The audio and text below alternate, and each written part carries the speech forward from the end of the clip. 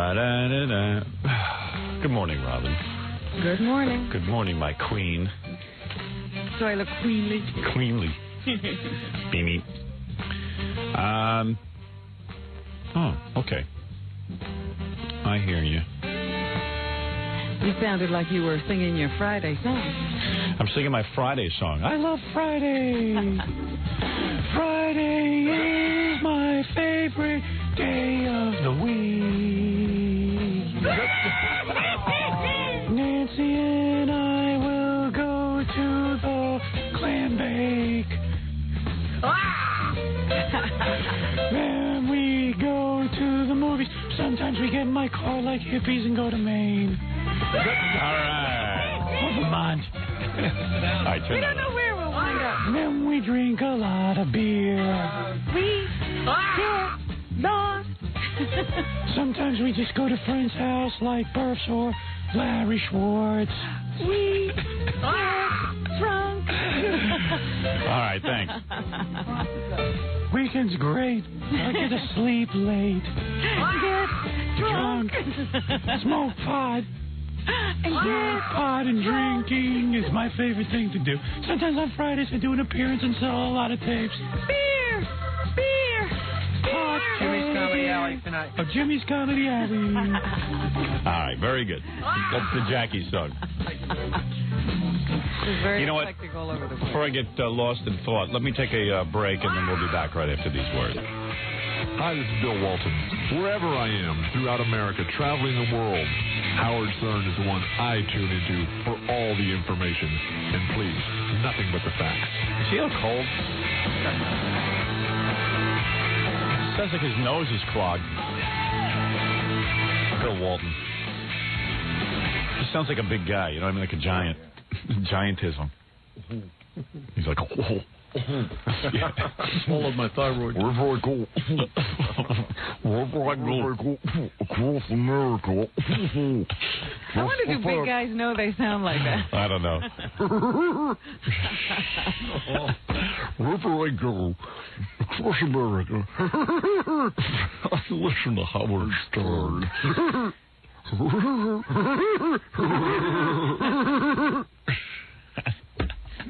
Toss me the ball. He's a big dude.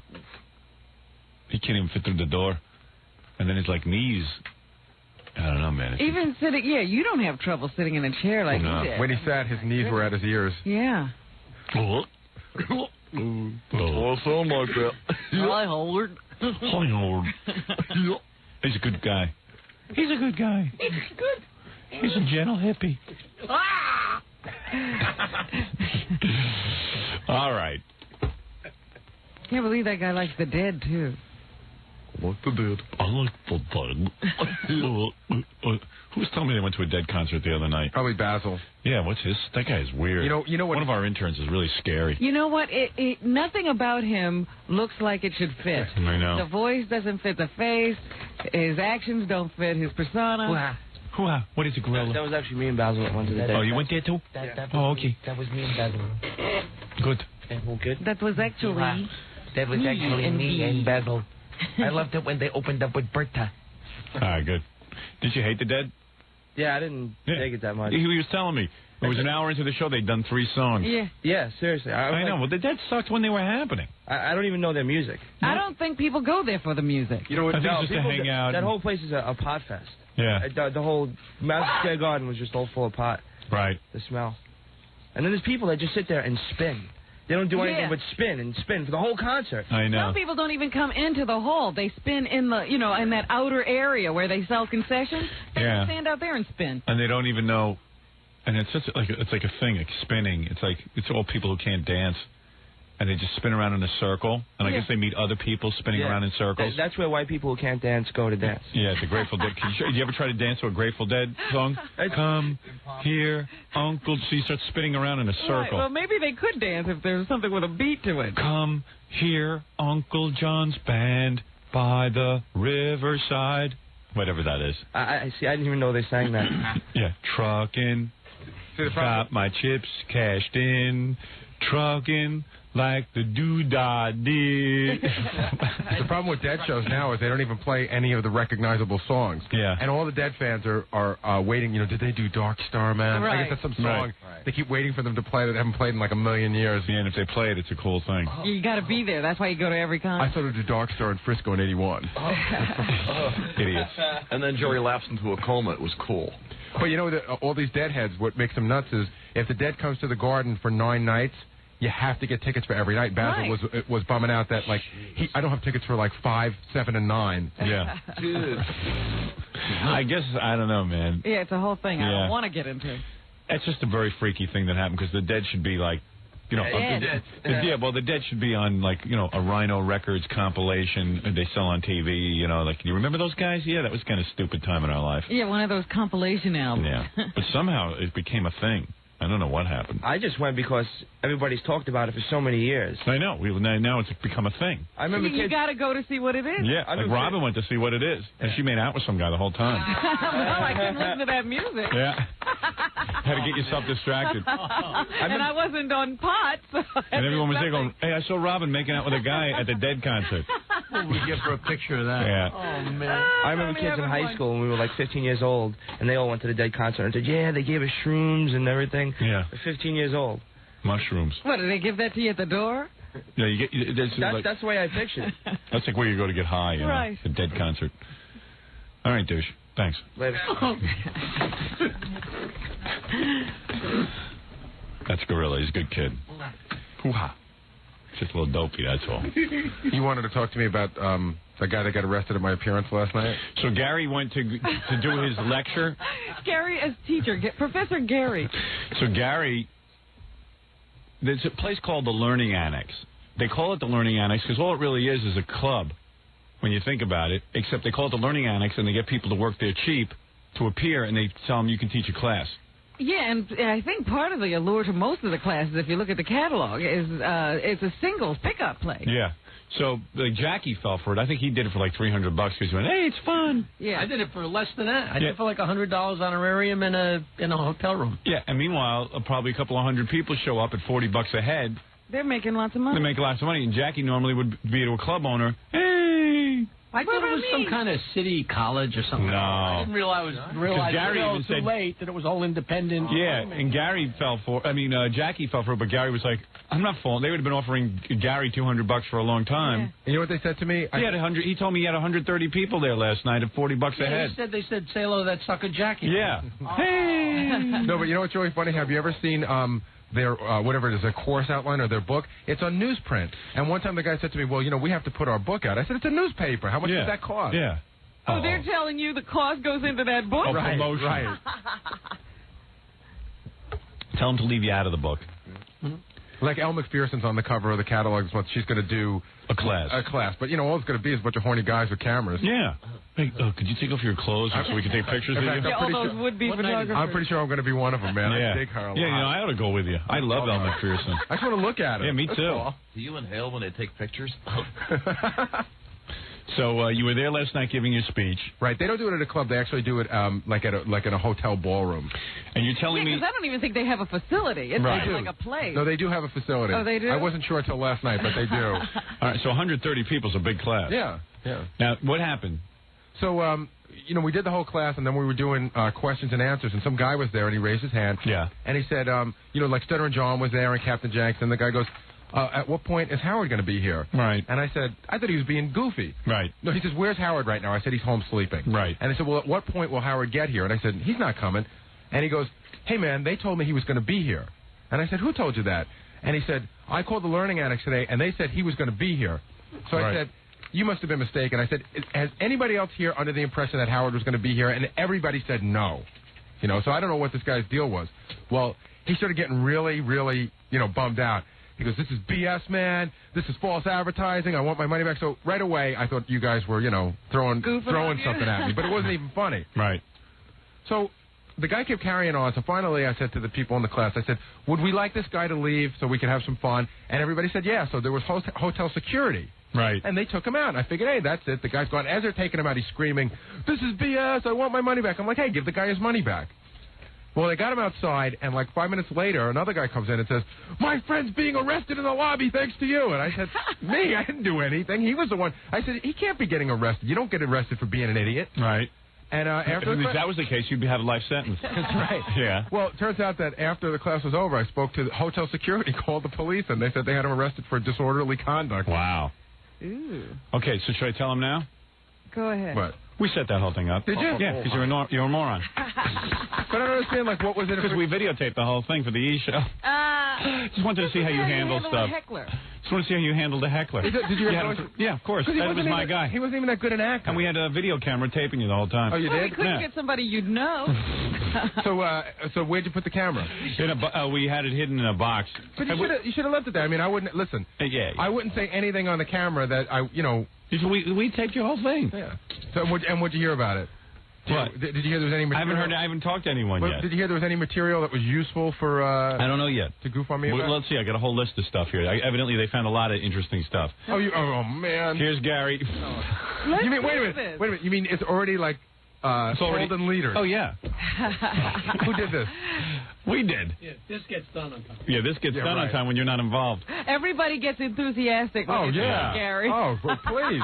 Yeah, I had a whole thing. First, we had like goofy questions, but you would have spotted that right away. Yeah. I said, so why don't you have a guy just get up and start yelling that it's a ripoff? And there was supposed to be like 6 people yelling that it was a ripoff. They were, but join in. Unfortunately, they were all yelling outside. Oh. Because afterwards they said, yeah, he was with like 6 people, but only the one guy said something. I see. Whose friend was he?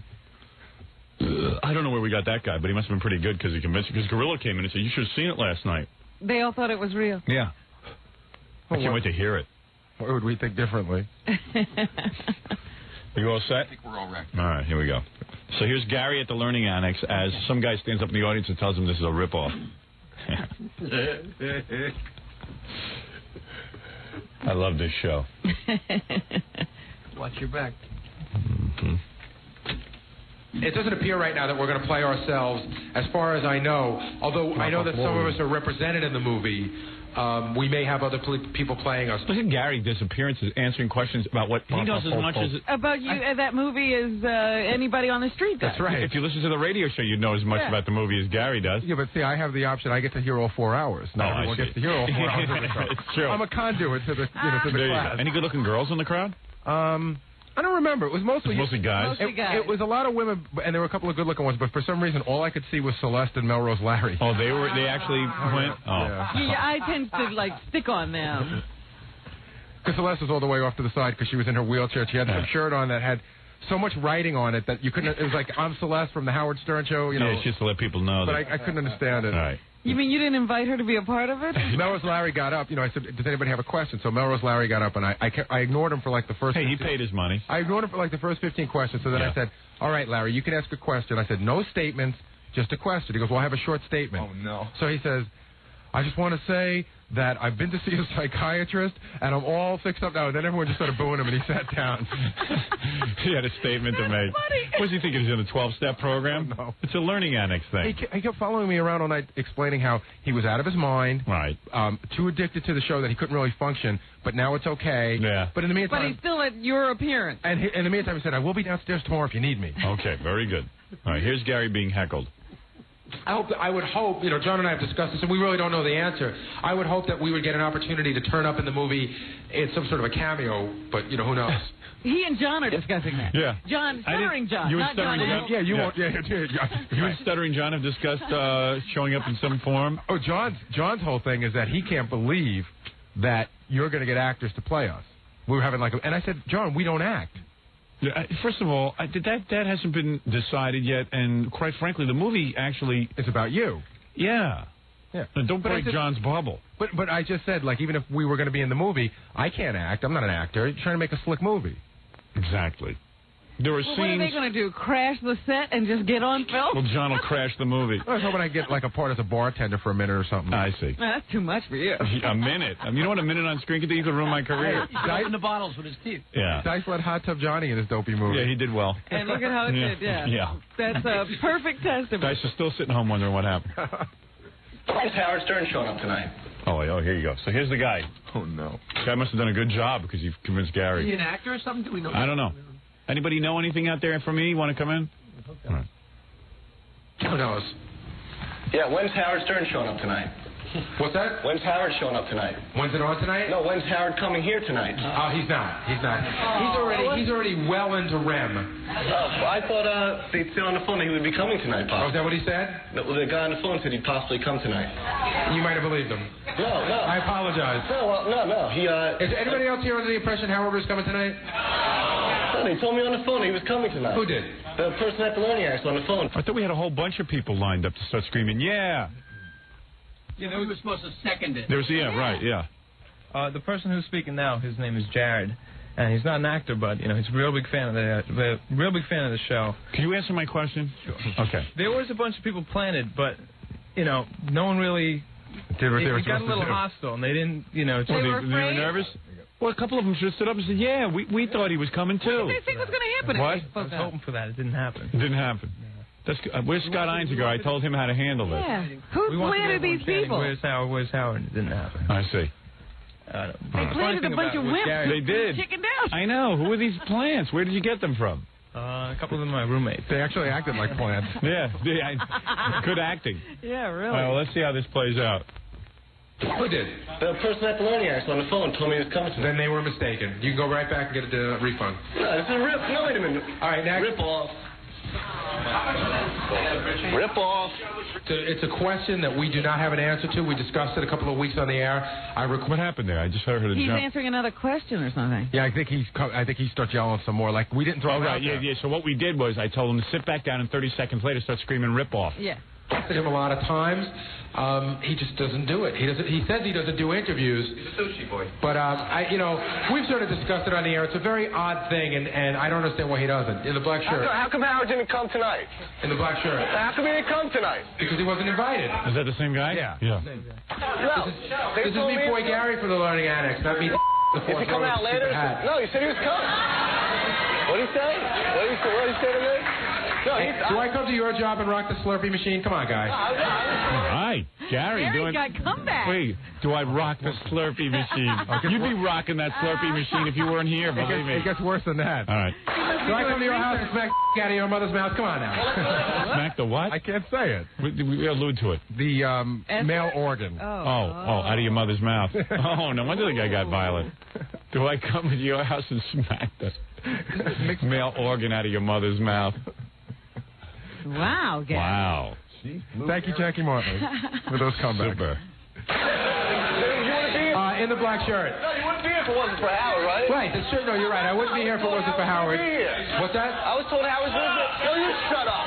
I was told Howard was going to be here tonight. And you know what? There's somebody waiting for you in the back. You're so stupid. Yeah. He turned around. I couldn't see you right up front here. I couldn't see. No, I was told he was going to be here tonight. Suddenly it's Israel in there. Hey, this is pretty good. It's the Knesset or whatever. Yeah, right. Hey, this is pretty good. Too bad the other guys didn't start screaming. This is a ripoff. And because you know what happened? What made me feel good was that the rest of the audience was sort of down on the guy, and it just seemed like one guy. I know. What happened to them? I don't know. What did you coach him properly? Yeah, he was coached. I'm holding you personally responsible. See, what happened is that I didn't expect that the whole crowd was going to really turn and jump on him like that. And we went over with the Learning Annex people and the security there. They said if it gets hostile, they're going to escort. At this point, he's on his way out. He's being escorted out, which was all set up too. Right. And then he was going to...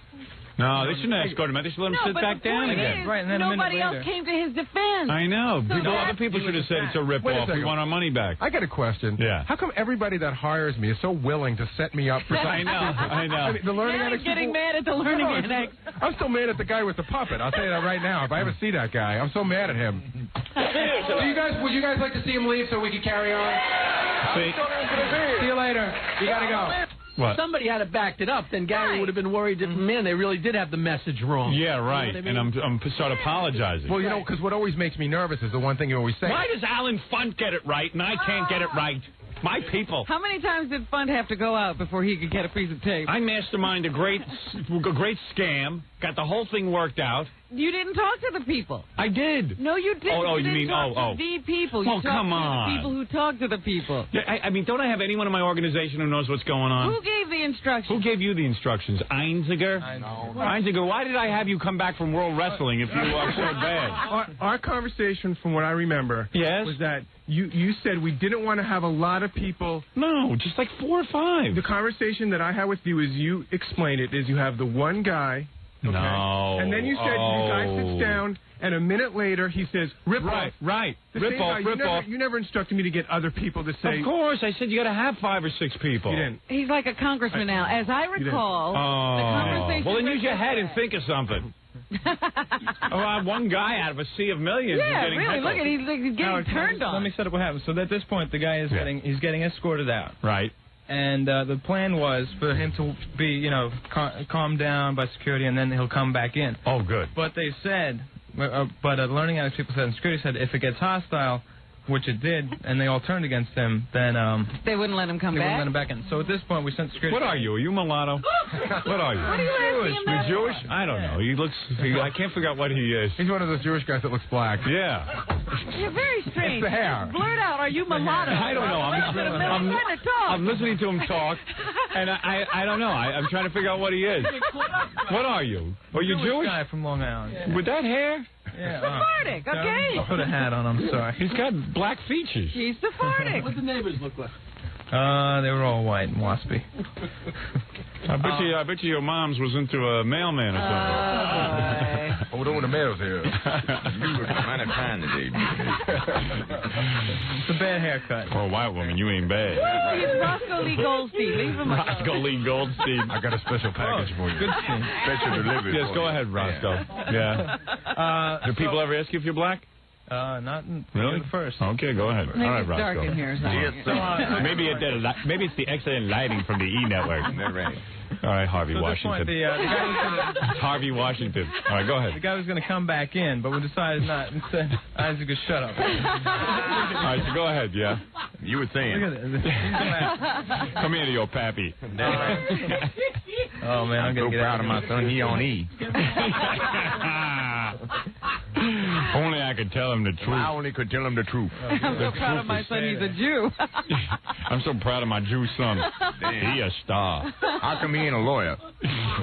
Like the other Jew. That's Oh, right. a doctor. Like the rest of the Jew. Or an accountant. Like all the other Jew. On a TV station. Well, he's on E. So, yeah. That's cool. He's working behind us, and he's like a Schwarzer. Oh, that must be my blood. See? If he were all Jew, he would be a lawyer. He'd be the president of CBS. Go ahead.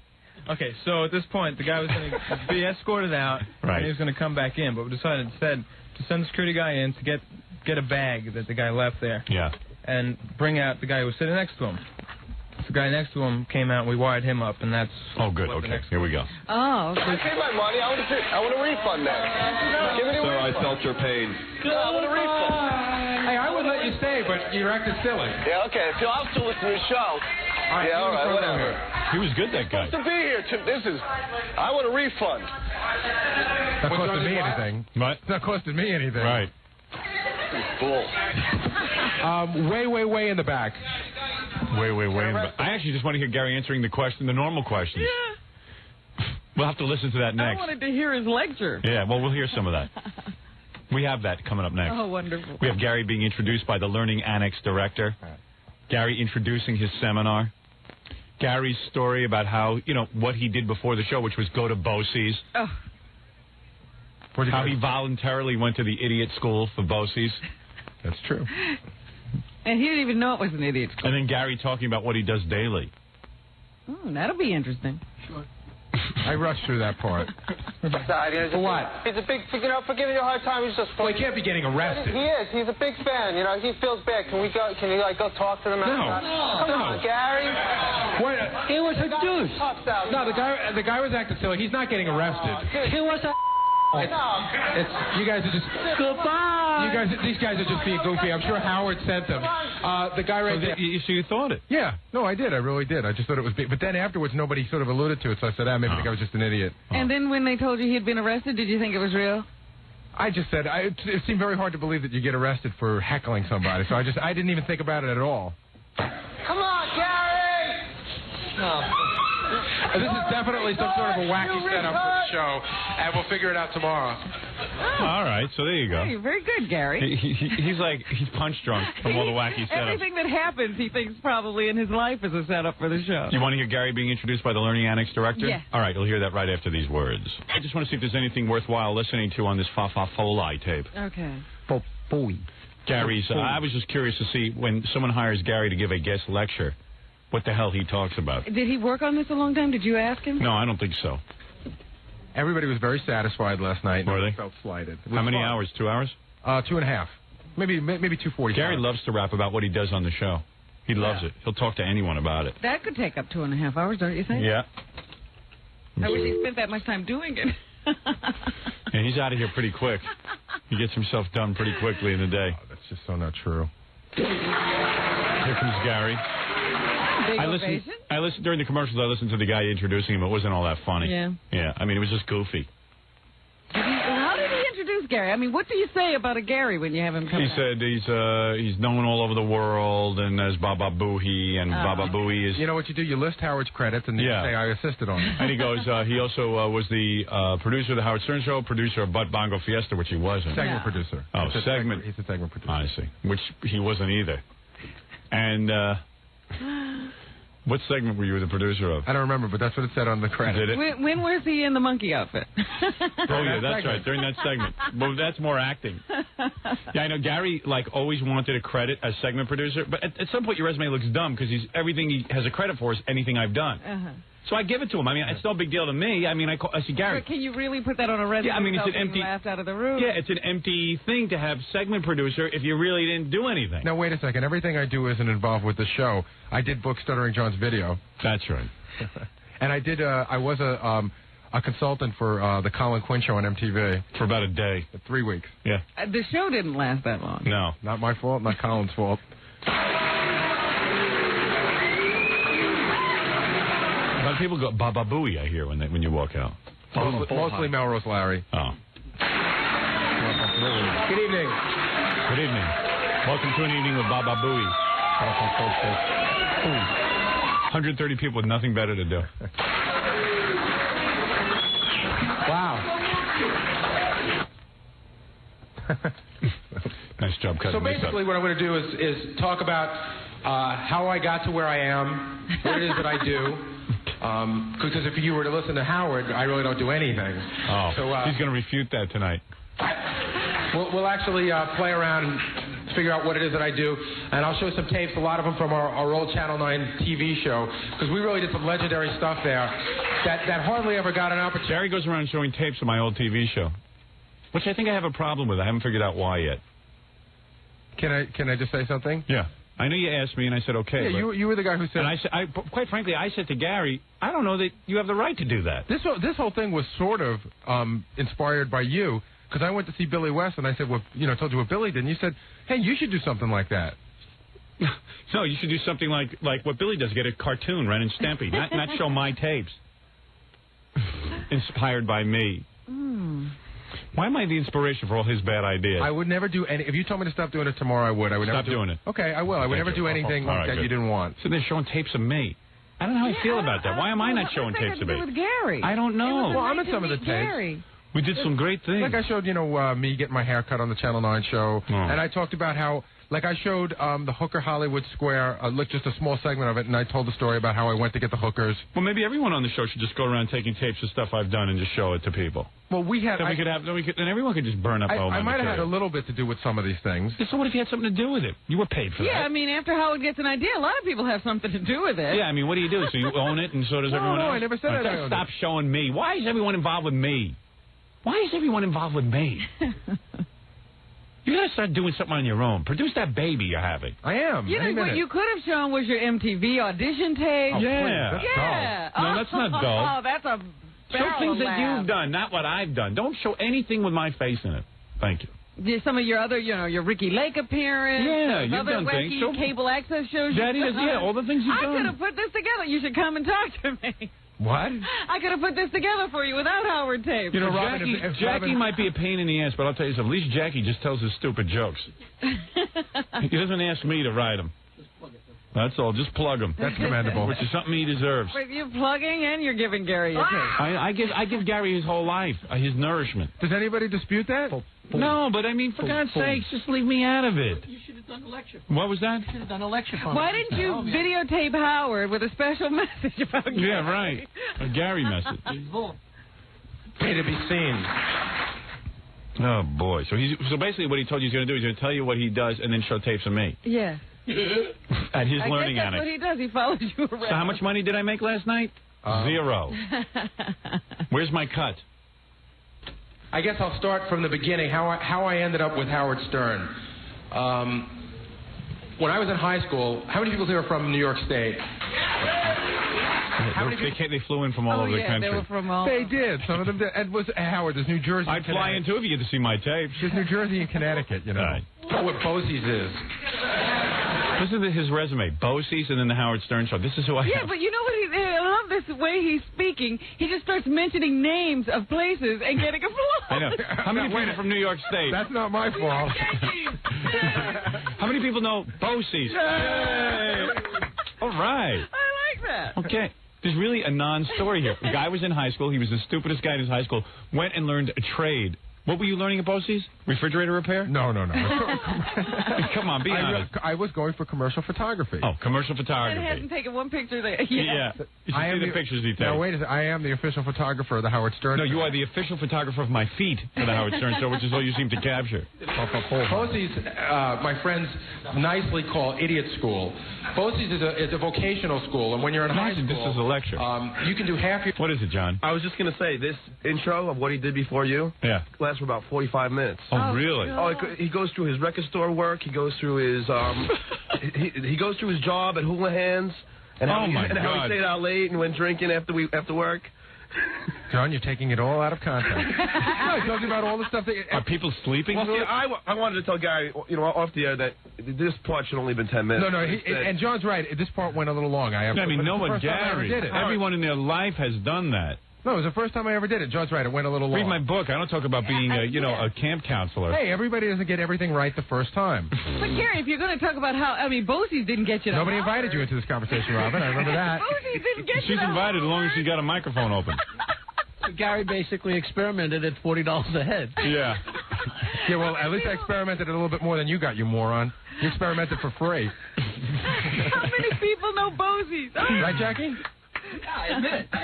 I got didn't a know. stipend. I didn't know what to do, and I wasn't sure what I was going to do, so I just went and gave it a try. So in other words, you didn't feel comfortable taking money for something you didn't know you were going to do. I had no idea what I was going to do. All right, fair enough. So Jackie just let the learning annex take it, and he got nothing out of it.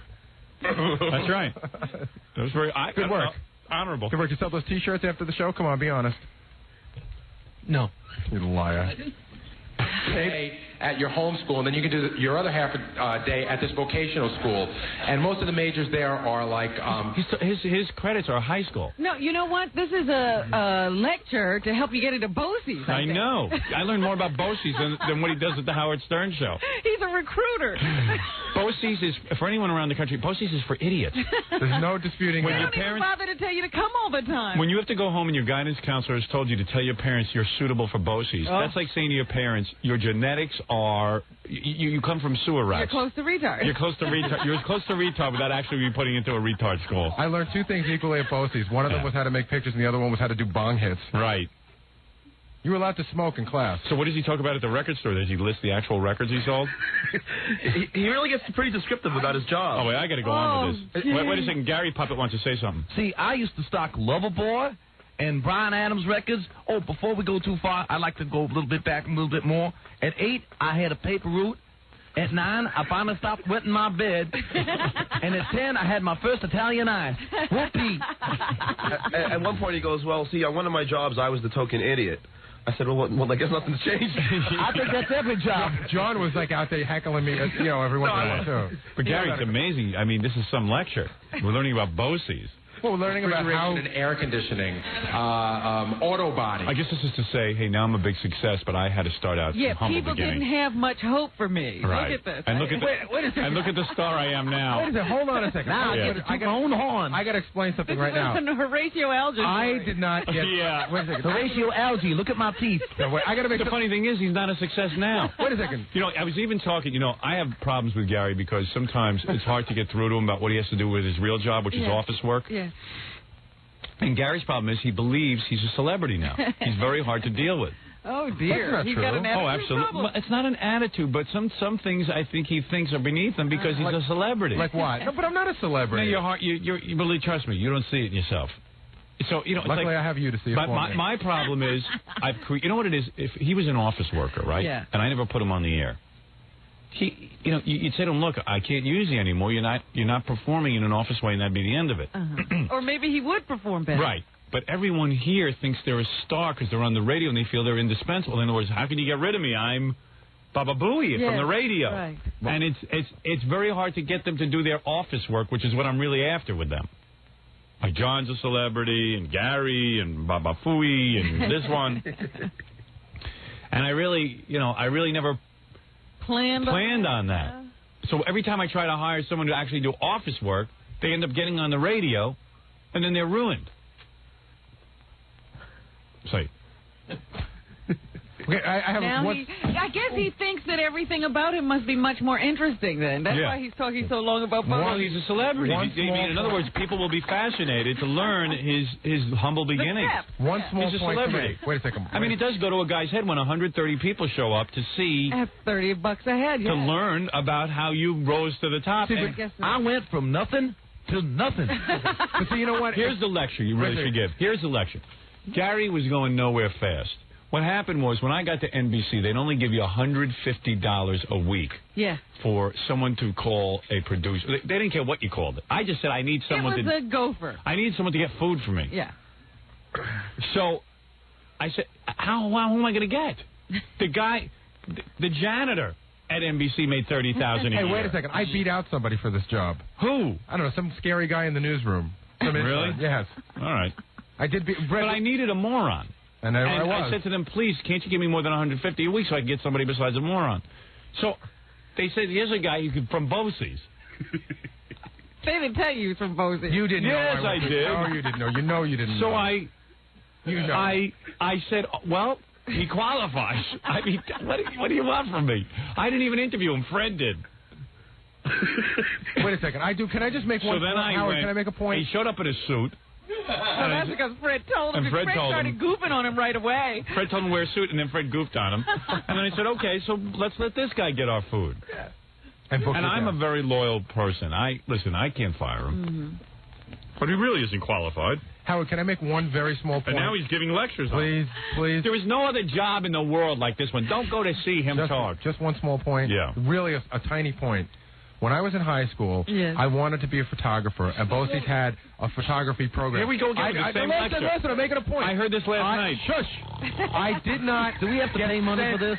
I did not get sent. Here's $40. Will you shut up? I did not get sent to Bosie's. I went there voluntarily. Terribly. I'm trying to talk, you moron. You chose to go to a stupid school. Yeah, you mean you chose Bosie's? They had a good program for photography. I did not get sent there. Don't interrupt me while I'm embarrassing myself.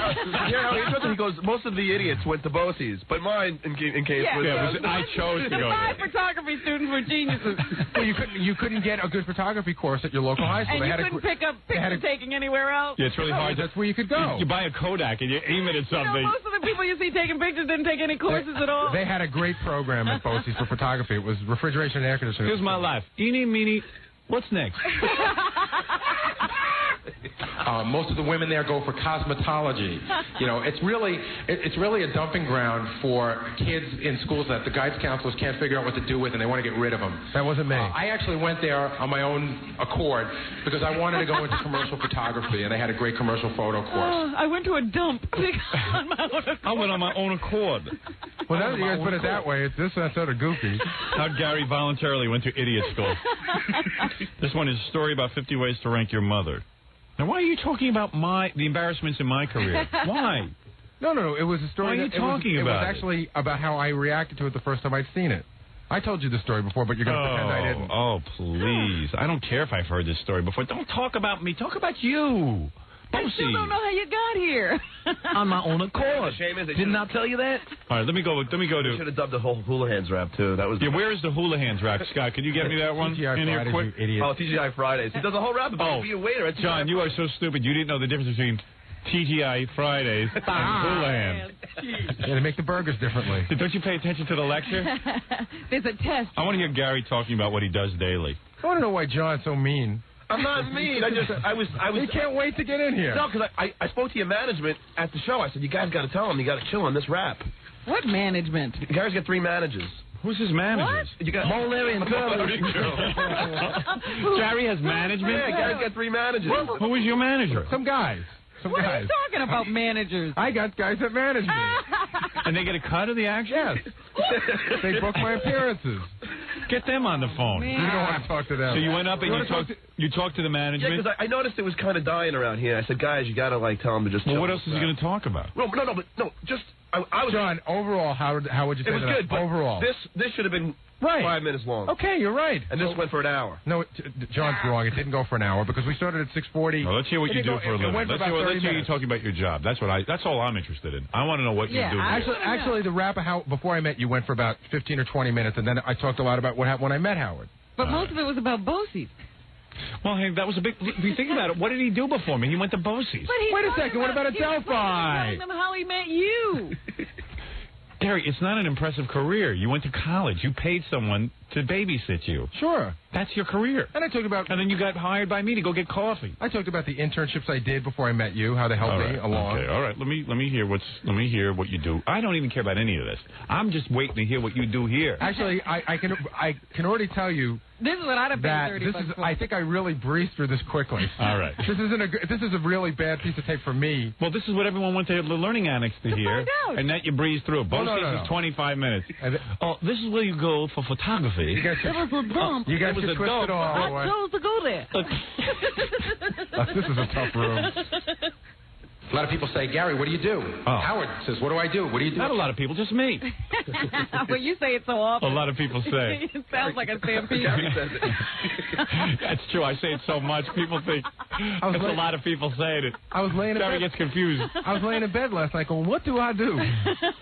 Or John's pulling out a chair. Then I worked at Crazy Eddie's, and he was crazy. My day starts like this. I have a little bread. We're going to get up. I get up.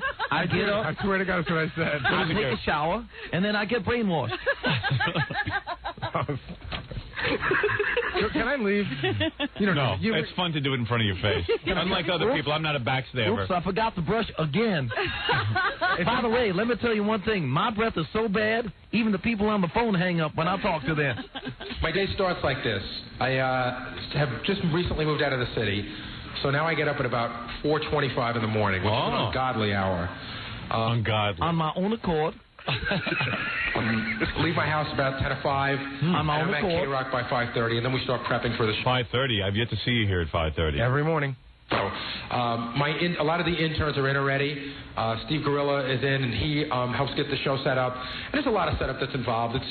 People who work for free beat me to work. I know. I drive myself to work, I think. Hey, that's hard work. Hey, man, so far, all I've heard that he's done is that other people show up. Yeah. So far, he gets up. Yeah. And it's That's ungodly. the hardest thing I you get ever up. say. I get up, and then I come in, and Steve And then Gorilla I come in and Steve sets up the studio. So Steve should be up here getting $40. A lot of the interns are already there. In other words, Gorilla does more than Gary already. I come in to make sure Gorilla did some work. Cheers there. Very good, Steve. All Thank 25. you. You got to turn around. It's so much easier not looking at you. You got to see the face. It's so much easier not looking at you. Both 425. Ungodly. I just moved out of the city. That means I have to get up at 4:25. What time were you getting up before? I'm surprised you Get didn't away get into from that. me, you camera. He forgot there's a camera on him. He thinks I can't see him. Get away from me. I have city hours and I have country hours. Now I have to drive. I think. What time did you used to get up? Why don't you reveal something you didn't give in a lecture? What's that? What time did you get up when you lived in the city? About 5:15. And now you get up at 4:25. Right. Was 4:45 an ungodly hour? Yes. Okay. So not as ungodly. And I did get up at my own accord at 4:45 as well. What time do you get up, Gary Puppet? As soon as I get taken out of the bag. Well, it depends. Am I in the city or am I in the country? Well, I guess. Could you call Connecticut because I moved and they have to change the little sign that says the population? Add one. I'm waiting for my number. My population hasn't shifted. Oh, add Mary too. And our baby. And our little baby booey. It's really tedious stuff. We're on in 18 different markets, and every market has to know what commercials are going to be run that day so they can follow along. Howard likes the studios. What does Gary have to do with So that? far, nothing. What is he doing? He's vamping till he gets to what he does. That's true. He's trying to make it look long. Right. There's 18 markets and a lot of commercials. It's really tedious stuff. I gave that to You Kathy to don't do. any of All that the tedious stuff Kathy's doing. Set up just so, we have our own sets of headphones. We have our own chairs that we like to use. Everything's going to be set up in a way we block out. Do you do the setup? No. No, but I oversee it. And make sure it's done correctly. What is it, Gary Puppet? And now, I'd like to give you the 1975 Yankee lineup. On first base, Chris Chambliss. The windows so that people can't look in, which everybody comes and thinks is really stupid, but you would find it really difficult to work if somebody was staring at you while you were doing your job, and that's what happens. So we put newspaper over the window. Who does that, John? A Grillo, and it's not even newspaper. Oh, well, that makes a big difference, John. Well, if you're going to be accurate. If you did the job, you'd know what it But was. so far, the question was, you said you were going to now tell what you did. John could get everything right except looking at a clock and getting here on time. Oh, come on. I was at your thing for 3 hours. So what are you telling me, Gary? What do you do? Huh? We still don't know what When do we get to what you do? It's coming up right now. All right, good. Right there. Unless Scott cut it off if we're lucky. We do those sort of things. And then the show starts. While the show is on, I open up the mail. I go through Howard's mail and really sift through, because there's a lot of junk in the mail that's not necessary for him to see. There's a lot of stuff that's really good right for the moment. And then I listen to the show, and every Tuesday, as Gorilla tells you. And I listen to the show, and then it's like that's when you hear Howard yelling. He listens to the show. He comes in at 5:30 in the morning to listen to the show. So he does exactly what I thought he does. Yeah. At an ungodly hour. Well, and he does open the mail. Well, he's supposed to open the mail after the show, but he likes to get out of here quick, so he now does it during the show because there's nothing else to do. No, I like to do it during the show because there are things we can use for that day, that moment. But, when is the last time he came in with a letter that needed to be on the air for the moment? The day before yesterday, I actually did. I did. I came in 2 days ago with one. Get me the number for McDonald's in Lebanon. I want to call McDonald's in Lebanon or something. And actually, I have a radio in my office that is a direct feed because I don't know how many of you people know, but the show is broadcast on delay. What we're doing, you're hearing around 70 seconds later. Oh. All right, I can't. This is the most boring. Yeah, it's boring for you. It is boring. Well, because you know it. I know it. I wonder if you told him about the time you were supposed to get the librarian's number and you asked him if he tried information. Yeah. Whoops. Yeah. Gary doesn't tell you about his failures. So That would be interesting. part of my job is to look up numbers if Howard needs a number. So what I did was, Howard a number for a librarian. So you don't need me for this part. I got a private detective, and they couldn't find her. I can't believe Gary. And then I called CNN, and they couldn't find her. So for 2 days, I'm waiting to get the number for this Westlaco. He goes, I called the newspaper. I got a direct. The reporter doesn't want to give me the number. But we're arguing about it. So we say to Gary, maybe you should just ask the operator if she's listed.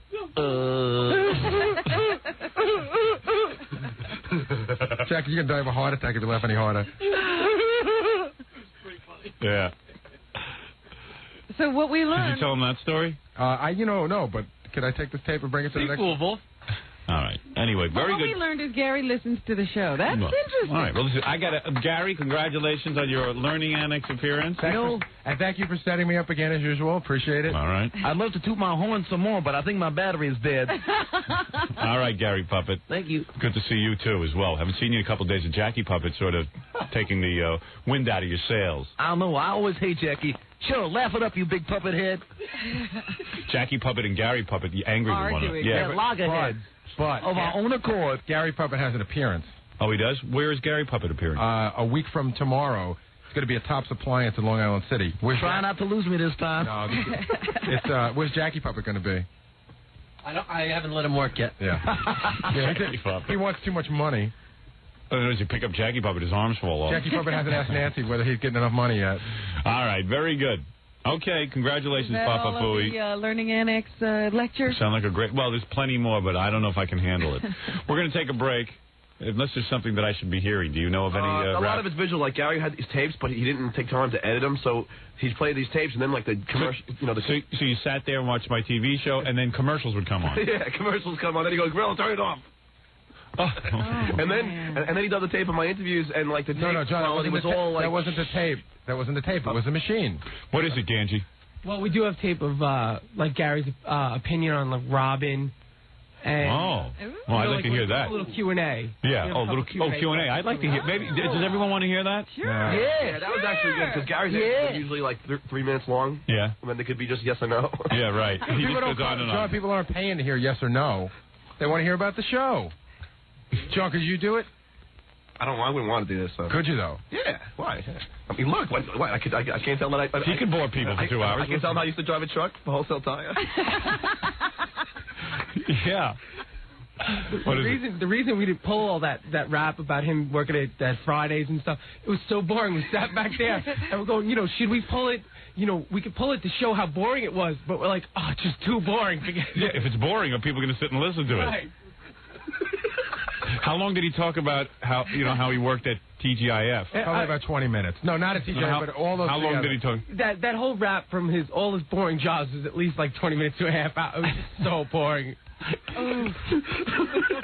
And then I came in around 5:30, and the bus boys were putting the plates on the tables. And then I watched as they made the coleslaw.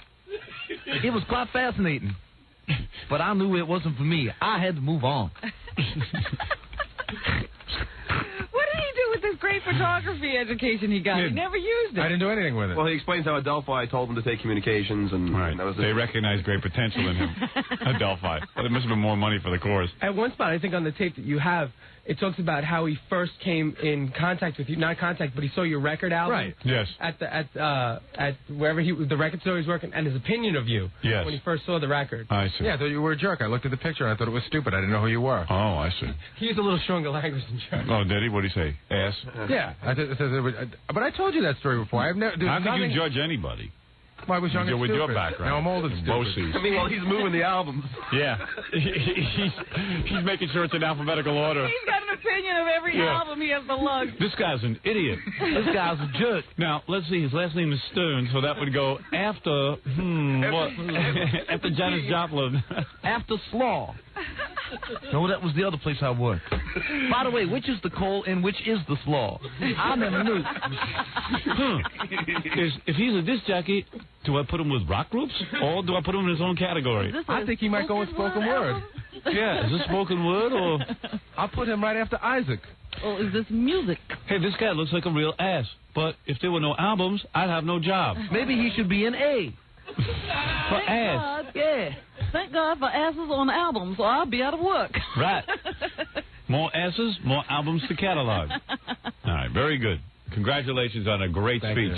I'm sure a lot of people. If there's anything good back there, quickly bring it in to me because. TGI Friday rap. That's a good one. TGIF, whatever that is. TGI Friday. I've never even been to one. Is that what that means? You mean you worked at TGIF, Gary Puppet, and you didn't know what it meant? You thought it was just initials? Yeah. I see. I thought TGI was a guy. Yeah, I thought it was the guy who owned the place, TGIF. I used to call it... You used to actually call the place Taguf? Taguf. And my mom called it... I come home from a very hard day of pushing around coleslaw, and my mom would say, "Hi, Baba Booey. How'd it go?"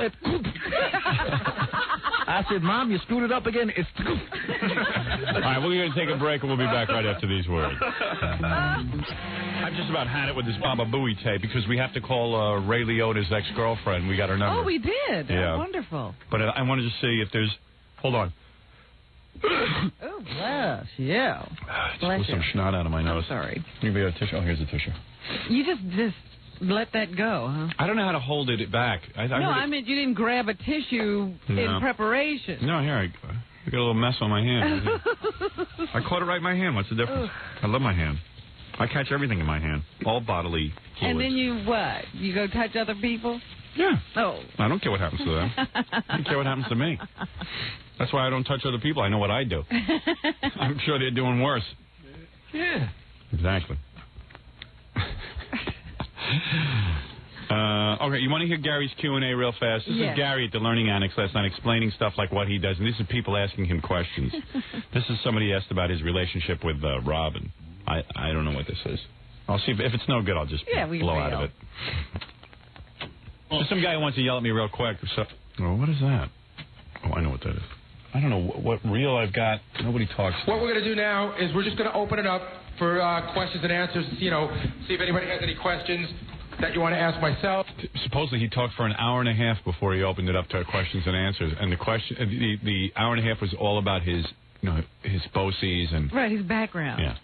Or Stuttering John, or if there's anybody else in the audience you want to ask, let's start with you. When Robin was interviewing for her book, she said that you and she had bonded. And what I want to know is, what did you two of you talk about, and what is the nature of your relationship with her? Okay, the nature of our relationship is I liken it a lot to a brother and a sister. She's like a sister to me. We fight like a brother and a sister do. Sometimes she pisses me off so much, I might say, I hate that bitch. But if you said, Robin's a bitch, I would be like, you can't call her a bitch. I can call her a bitch because she's my sister. I would defend her to the death. We've had our ups and downs in the past, but we get along pretty good now. I mean, when she screws with me on the air, it really does piss me off. And when I say those things at that moment, I really do mean them. But we get along very well. And it really is the show. That sounds like you get along real well. You fight all the time. But we love it. But he will defend you if someone else picks on you. To the death. To the death. To the deaf people. I will fight tooth and nail. And tooth. Mostly tooth. Well, as long as he fights with me, fights for me tooth, I'll be covered. I would give up my teeth for Robin. Well, at least half a tooth. In general, is a lot like a family. You know, Howard's the father, Robin's sort of like the mother or the older sister. And Gary's the monkey.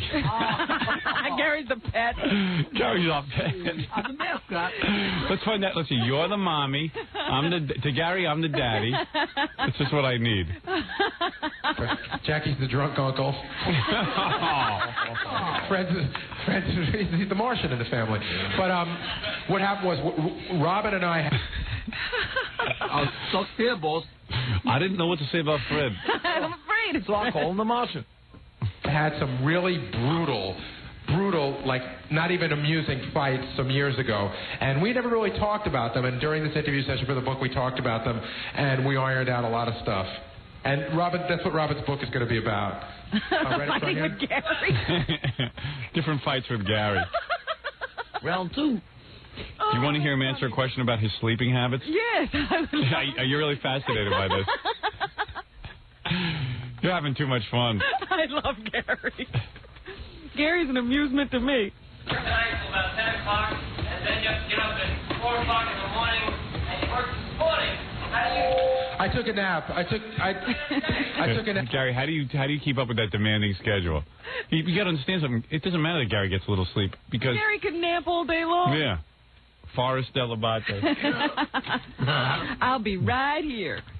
Nap. I took a nap this afternoon, and you learn to live on less sleep, and you learn how to, I couldn't do 3 of these in a week. I'm going to do this. I'm going to get a minimal amount of sleep tomorrow. I'll leave work tomorrow, and then actually I have an appearance tomorrow night with John Bobbitt at the. So in other words, he's dopey for his job. Absolutely. Yeah, he'll be so tired that he saved himself for this. Yeah. In other words, he slept all afternoon instead of being here working. Yeah. Yeah, these personal appearances are doing me a lot of good. Also. Sorry, Gary Puppet? Also, to prepare for tonight, I've been resting my brain since 1979. Nice club. But I'll go home and catch some sleep. He's always catching sleep on my time. No, I don't take any drugs. I swear to God, I'm drug-free. Do you have any, sir? Stuttering John. Such a cool guy. And you're probably asking me, who's the real Howard Stern, the guy on the radio or the guy off the radio? Is that sort of the question? How would he know? That was a good reaction. You know what? It's a commonly asked question, and the answer to me is very simple. It's got to be the person on the air has to be an extension of something that's going on in Howard's mind. A psychologist. Gary's in-depth analysis of Howard Stern. Well, I did go to BOCES. I have some credentials to analyze. Photography course. He's probably listen. We all have thoughts in our mind that we're not allowed to bring out in real life, or that we suppress because we get our asses kicked or whatever. Howard is one of those guys who's found. Not only is he lucky enough to let those thoughts out, he's getting paid damn good money to do it. Well, I'm lucky. I'm lucky to get these thoughts out. I'm still waiting for my first thought. I know I have them. But I know when I get one, it'll be a good one. I haven't caught one yet. Gary Puppet, you're waiting for your first good thought? For my first good thought, and I want big bucks. You think I'm missing my thoughts when I'm sleeping? No. Gary, he gets to say what he wants. He's damn lucky. That's right. I'll catch it like I catch sleep. Everything to Gary is luck. No such thing as hard work. Well, he was lucky. Yeah. He found you. And by the way, I believe he is an extension of his personality. Voff won the lottery. He's just lucky. I think Howard is an extension of the thoughts in his mind. Gary looks at me as a guy like who wins the lottery. Hey, you won the lottery. We all have these thoughts. Right. It's just Howard is lucky enough to get to express them. Yeah. That's right. And my thoughts are an extension of my teeth. Yeah, and that just happened through luck, that I got to express them. I'm sure I have these thoughts, too. Yeah, I know I have thoughts, but nobody wants to hear them. I have the same thoughts. I just haven't found my 5-leaf clover yet.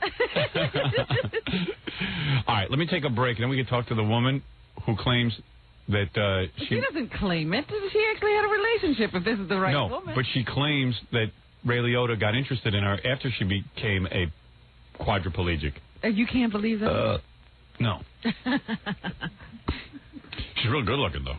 Sent me a topless photo. Of before, because she's standing. Right. Okay, let's take a break. We'll find out what condition she's in now. Yeah. I'll take some phone calls. About their relationship. Yeah.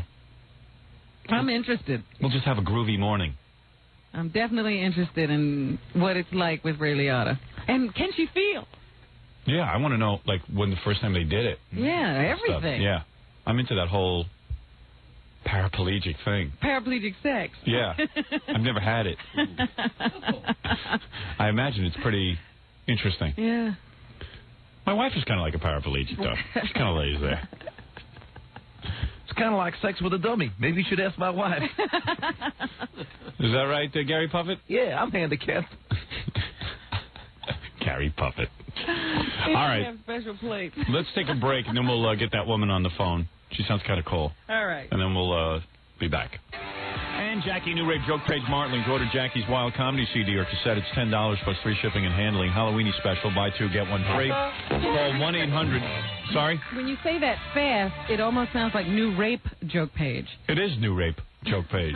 That's exactly what it is. I don't even know what you're talking about. Jackie just raped someone last night. Call 1-800-323-KING. And tonight, one big show at my father's place, formerly Jimmy's Comedy Alley on Bell Boulevard in Bayside, Queens. For jokes and information, call 516-922-WINE. Thank you, my friend. There you go. All right. There goes Jackie's music. Jackie music. Okay. Jackie. There he goes.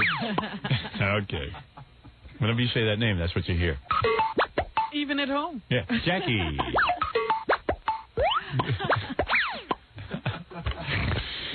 Okay, very good. Now, hey, where's Papa Fooey? I thought he was going to get that woman on the phone. Oh, that's right. I don't know. He's on the toilet reading People magazine. What are we going to do? We're going to get her on the phone? I thought you were going to call her on the air. I thought you wanted to... I can do it. Why don't you just go get her, and okay. I'll take a phone call in the meanwhile. You get her lined up. Yeah, we don't know what the setup is out there. Right. You keep reminding him I'll take the phone calls. Let's go to Orlando, where we are number one already. Believe it or not. Hello? Yes. Let's go to Miami Beach, our newest market. Very exciting to be on in Miami Beach. Good morning. Hi, you're on in Miami Beach. Oh, this is going well. That's because it's Friday, the weekend. It's magical. Los Angeles, you're on the air. Hello, Howard. Yes. Yeah, I got some news on that Melrose Larry Green. What did he say? He's got news on Melrose I don't Larry even Green. care. Washington, you're on the air. Hello? Yes, hi, you're on the air. Hi, Howard. How are you? Good. I'm so shocked that I got through. It's taken weeks for So me. tell me, do you have a question or can I move on? She just needs to calm down, Howard. All right. I have a story for you. All right, go ahead. I'm 22, and about a year and a half ago, I had my first experience with a woman, and it was great. This seems like an epidemic. It's not an epidemic. It's girls doing what comes naturally. Girls finding themselves. Everybody's doing it. Are you really cute? Yeah, How much do you weigh? about 130. How But tall I'm are you? 6'1". Oh, you're 6'1". Yes, I'm Ooh. 6'1". You're a big one. Yes, I am. You're like Susan Anton or something. Yeah, kind of like that. But me and my boyfriend were trying to figure out who I looked like because I knew you would ask, and we couldn't come up with anybody. Tall glass of water. Yes. What are you, blonde? Yes. And, I don't know. Sometimes you see those girls 6'1", they're big and chunky. No, I'm not You know what like I mean? that. I'm She's not only big bone. 130. She's not big. No, I don't. I'm not like a big bone Amazon. Do you look like John Tesh from Entertainment No, Tonight? I don't. Yeah, I mean, it's just very hard to picture what you look like. Are you a big girl? No, I'm not big. I'm very thin. I've been thin all my life. Yeah. Are you like Very model-esque? long legs. Are you model type? Can you wear like a thong at the beach? Yeah. Oh, really? And Definitely. what breast size are you? Well, you're not going to be excited. A 34B. A B. Yeah, but they're perky. I mean, you know. And you're long and thin. Yes. Yeah, see, that kind of sounds good. I know some girls who are real tall, like long I and was going thin. to say, look at that picture over Yeah. there. You probably get her. What picture? You. Oh, yeah. Perky breast. My breasts are pretty perky. Oh, are they? You probably look like me. No, not quite. You know what? I sometimes, we have in the studio here hanging up my book cover, and I look at my picture and I go, I'd sleep with that guy. I just wish I would sleep with you in a minute. I just wish I looked like that. I don't know. I look in the mirror. That's you don't like see that guy. I see a different guy. No. I mean, don't forget that picture. That's under perfect lighting. Yeah. Well. And all kinds of things are going on there. Howard, many women would do you in a heartbeat. I'm just hoping in my movie they can light the whole thing like that. So I look, Just stand like that the whole time. Yeah. Do you think that'll happen to you, that you'll get frozen trying to maintain a certain face? Yeah, I was thinking about that. I've already decided in my mind I'm just going to let all inhibition go and just try to be natural and forget what I look like, because this movie's not about what I look like. It's about being funny or, touching or whatever, but not trying to look like, because that's the problem. Like, I just read a review of Warren Beatty's new movie. He's trying to make it look like he's a romance novel. The people don't care about that. They want laughs. They want to. Yeah, I think the beauty of Tom Hanks is that he's willing to be seen as not necessarily attractive. Yeah, that's kind of cool. Yeah. I'm related to Warren Beatty, Howard. Oh, yeah? Yeah. Him and Shirley MacLaine. You look like Shirley? No, God, no. Have you seen the promos for Warren Beatty's new movie? It No, looks like I haven't. I don't like him. There I isn't- think he's a pompous ass. I don't. There isn't one close-up of him. I think it's a thing about being a hostess or something. Yeah, maybe. The hostess with the mostest. But it's an amazing thing when you just go to a hotel and every guy is gay. Yeah. Stands behind the desk. Everyone. Right with you. Right with you. If he's good looking and he's not gay, he's a busboy or a bellman. Now, will you be paying for this on your card, or will we bill it to the Letterman show? We have a very nice room for you, smoke free. Yeah. Well, the worst was when we had the March on Washington for the gays, and they just invaded D.C. and it was. Well, I'm not anti-gay. I'm just wondering why. No, but it's You sound like I mean, you've got the a guys problem. were great. The guys loved it at my job. They're like, "Oh, they're coming tomorrow," They were just real excited about that. So it was like a big holiday. All right, Yeah. so you're standing behind the desk, and what do you have to wear, like a skirt every day? Yeah, a skirt and a blazer, and the whole deal. And heels. Yeah, it's not too attractive. Do you wear but panties under your skirt? sometimes? And sometimes not. Well, yeah. I mean, sometimes you would just go there and have your panties on? Yeah, well, you have to wear pantyhose, so. Oh, you would wear pantyhose? Yeah, you have Oh, to. I see. Oh, it's a Yeah. rule. Yeah, it's a rule. You have to. Why can't you wear... You're not around food, are you? No. Yeah, I'm telling you the hair is going to drop onto food. And it's not like anyone can see my legs either behind the Right. desk. All right, so anyway... Well, at least it's a nice barrier between you and your boss. So you're working there, and your supervisor is a very attractive woman? Yes, but a bitch. A big bitch. Really? I hated her. Older than you? Oh, I hated her so bad. Older than you? Yes, by about, I guess she was I'm at like 28. I was 21 when this happened. So that's the good kind of older, 28 and 20. Yeah, that's not much older. Those are two spring chickens. Well. All right, so that's good. An interesting situation, a 28-year-old and a 20-year-old, and you're the subservient one. Right. Good, okay, let's see. So she's really good looking. Like, how tall is she? Probably about 5'10". Oh, so she's a big girl, too. Yeah. Nice body? Yeah. Real tall and thin? Mm-hmm. Statuesque? Yes. Dark hair? No. Oh. She was kind of reddish brown. Okay, good. All right, go ahead, yes. But she was a bitch. Right. And we got into it with each other because when I started working there, she was sleeping with the general manager. Well, you don't know that. Yeah, I do. Oh, okay. I mean... all right, go ahead. Saw them, obviously. Yeah, okay, so go ahead. So how do you two end up in this act? Well, so he stopped sleeping with her to sleep with me. Oh, you were sleeping with him, too? Yeah, and this brought on a big, huge fight. Between her and him? Between her and me. Oh, she got mad. You stole her boyfriend. Yeah. All right, go ahead. So, what is this general manager? Is he hot? I'll tell you one thing. If you've got to work in a hotel, you might as well be getting every... You know what? I mean, it's great. The men that come in there and take you out and spend money on you, it's great. All right, go ahead. I'm not complaining so far in the story. Yeah. So, our company picnic was like a week after this happened, and everyone was there, and she was there, and I was there. And drinking, you know, right. Majorly. And what were you wearing at the picnic? My bathing suit, little shorts. Little shorts and a bathing suit top? Yeah. So you were running around and you have like a really hard, flat stomach? Oh, yeah, in very good shape. And you're walking around in what, like little shorts and your bathing suit top? Yeah, because it was at a lake, so people were swimming. And were you wearing a thong? No, I didn't really. A bikini? Yeah. Mhm. I didn't want to go in the whole thong thing with people that I work with because some of the guys are pretty scary. And so you had little shorts on that where your cheeks stick out the bottom? Yeah. And what were you wearing on your feet? Sneakers? Nothing. You were barefoot? Yeah. I prefer to go barefoot in the sun. What size shoe you got? 9.5. Big girl. Oh, this is a tall girl. She got a I mean, if I had little feet, I'd look funny. I'd like you to have like a size 6. Well, she'd fall over. Yeah, I would. We need you to stand. All right, so you're running around, and you know everyone looks at you because you're so good looking, right? Well, yeah. And you probably had a summer tan and everything. Yeah, and I had just left my husband, so I was primed for just about anything. Right, and you were drinking. Yeah, oh yeah, big. That's time. the best sexual lubricant. Even ugly girls hail that liquor because they end up in bed too. Yeah. All right, so you're running around and stuff. And what's your boss wearing? She was just wearing regular shorts and a half shirt like you love. Belly shirt. Yeah, belly shirt. Belly shirt. Yeah. And you know, everyone's just drinking and hanging out, and people are leaving. You know, people were there with their families and stuff, taking kids home. It was getting late, and there was just about 5 or 6 of us sitting around doing shots of Absolute. And she asked me if I could give her a ride home because her friend left. I figured maybe I better because it's my boss. Yeah. And maybe she won't be so tough on me. She pissed at me already, so. So you get in the car, and meanwhile, you're in your little shorts and your bathing suit top still. Yeah. And she's just in her little. And are you admiring her? Well, no. I mean, not really. Had you ever said to yourself, boy, she's really attractive?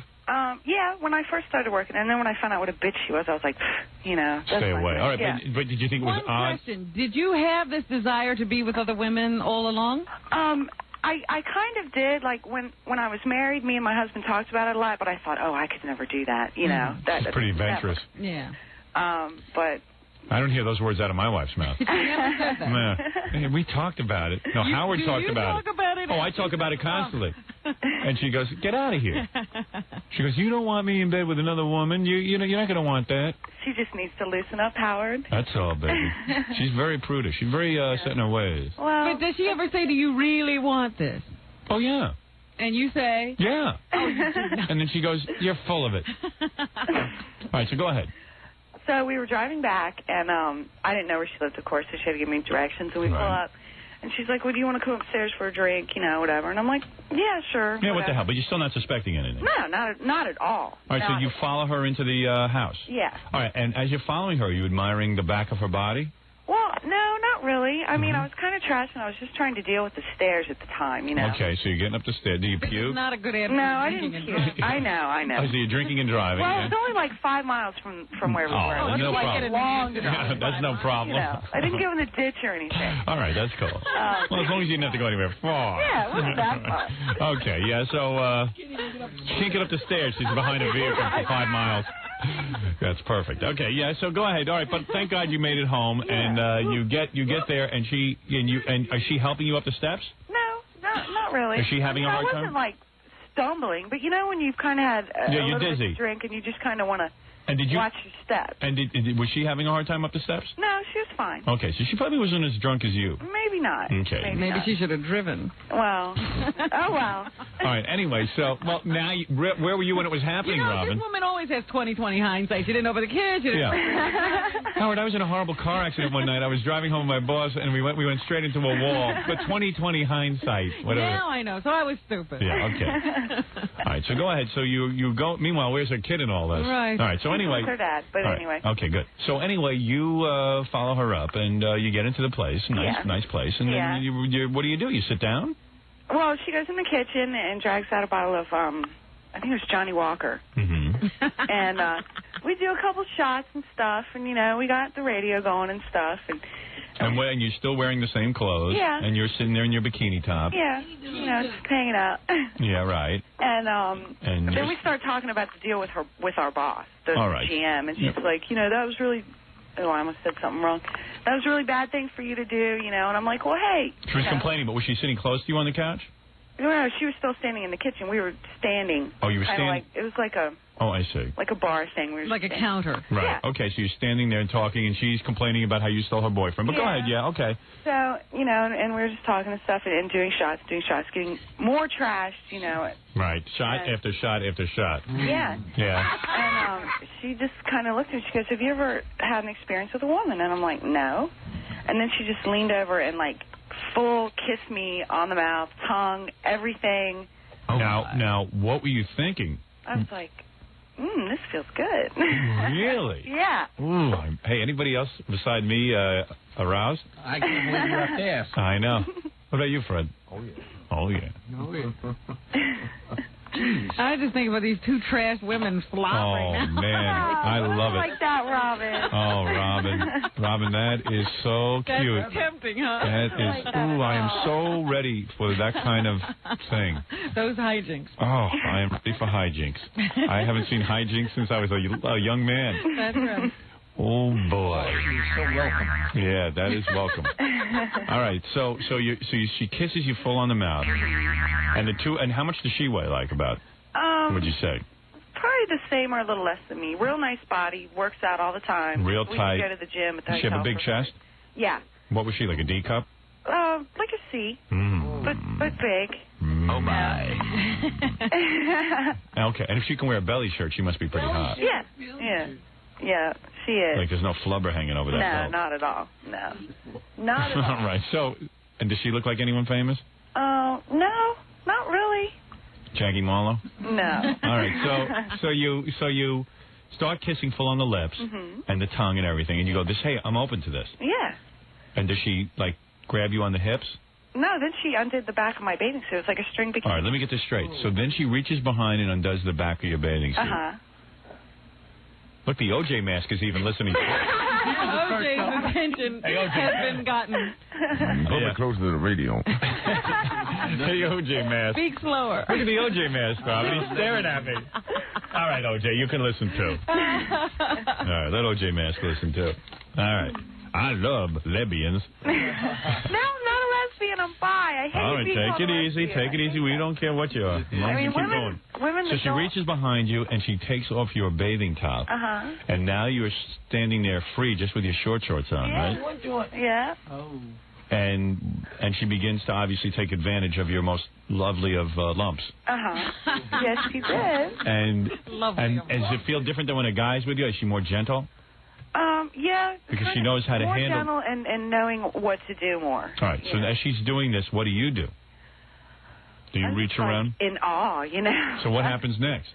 We go to her bedroom. Wow. She walks you into the bedroom holding Yeah. your hand? Yeah. Nobody And says anything, Howard? Did anybody say anything? not really. Can you believe we're doing this? Can you anything? No, because later I found out that she's like way into this. Okay, so all right, She's so like anyway. a pro at this. Okay, all right. So anyway, so your top is off. Right. And you start messing around. Mm-hmm. And then, like, who takes off what? I took off all her clothes. All right, so you undress her. Yes. You take off her belly shirt. Yes. You lift that up over her head. Uh-huh. She has no bra on? No. With a C cup? Yeah. That's Learner, I'll tell you that. For a first experience, you were right in there. So well, now, this is something she had thought about before. and you take off her top and you think, wow, she's really pretty. Mm-hmm. And then you Take off her shorts. you remove her shorts and she had no underpants on. No, none. None. None. Did you have any clue that there'd be no underpants? No, I didn't. I had no clue. Were you shocked when there were no underpants? No, I was happy. Just one more thing I didn't have. And she stood there naked in front of you. Yeah. And you were getting really excited. Uh-huh. And I kind of kneeled down in front of her and... And, well, maybe we have to stop there. Okay. I think that's the idea. Everything happened right there in the kitchen? When did your short shorts come off? Short. They're in the bedroom now, Robin. Yeah, we're in the bedroom. Robin, you need to... You're a girl. You don't care. When did your short shorts come off? About probably like 5-10 minutes later when she brought out her vibrator.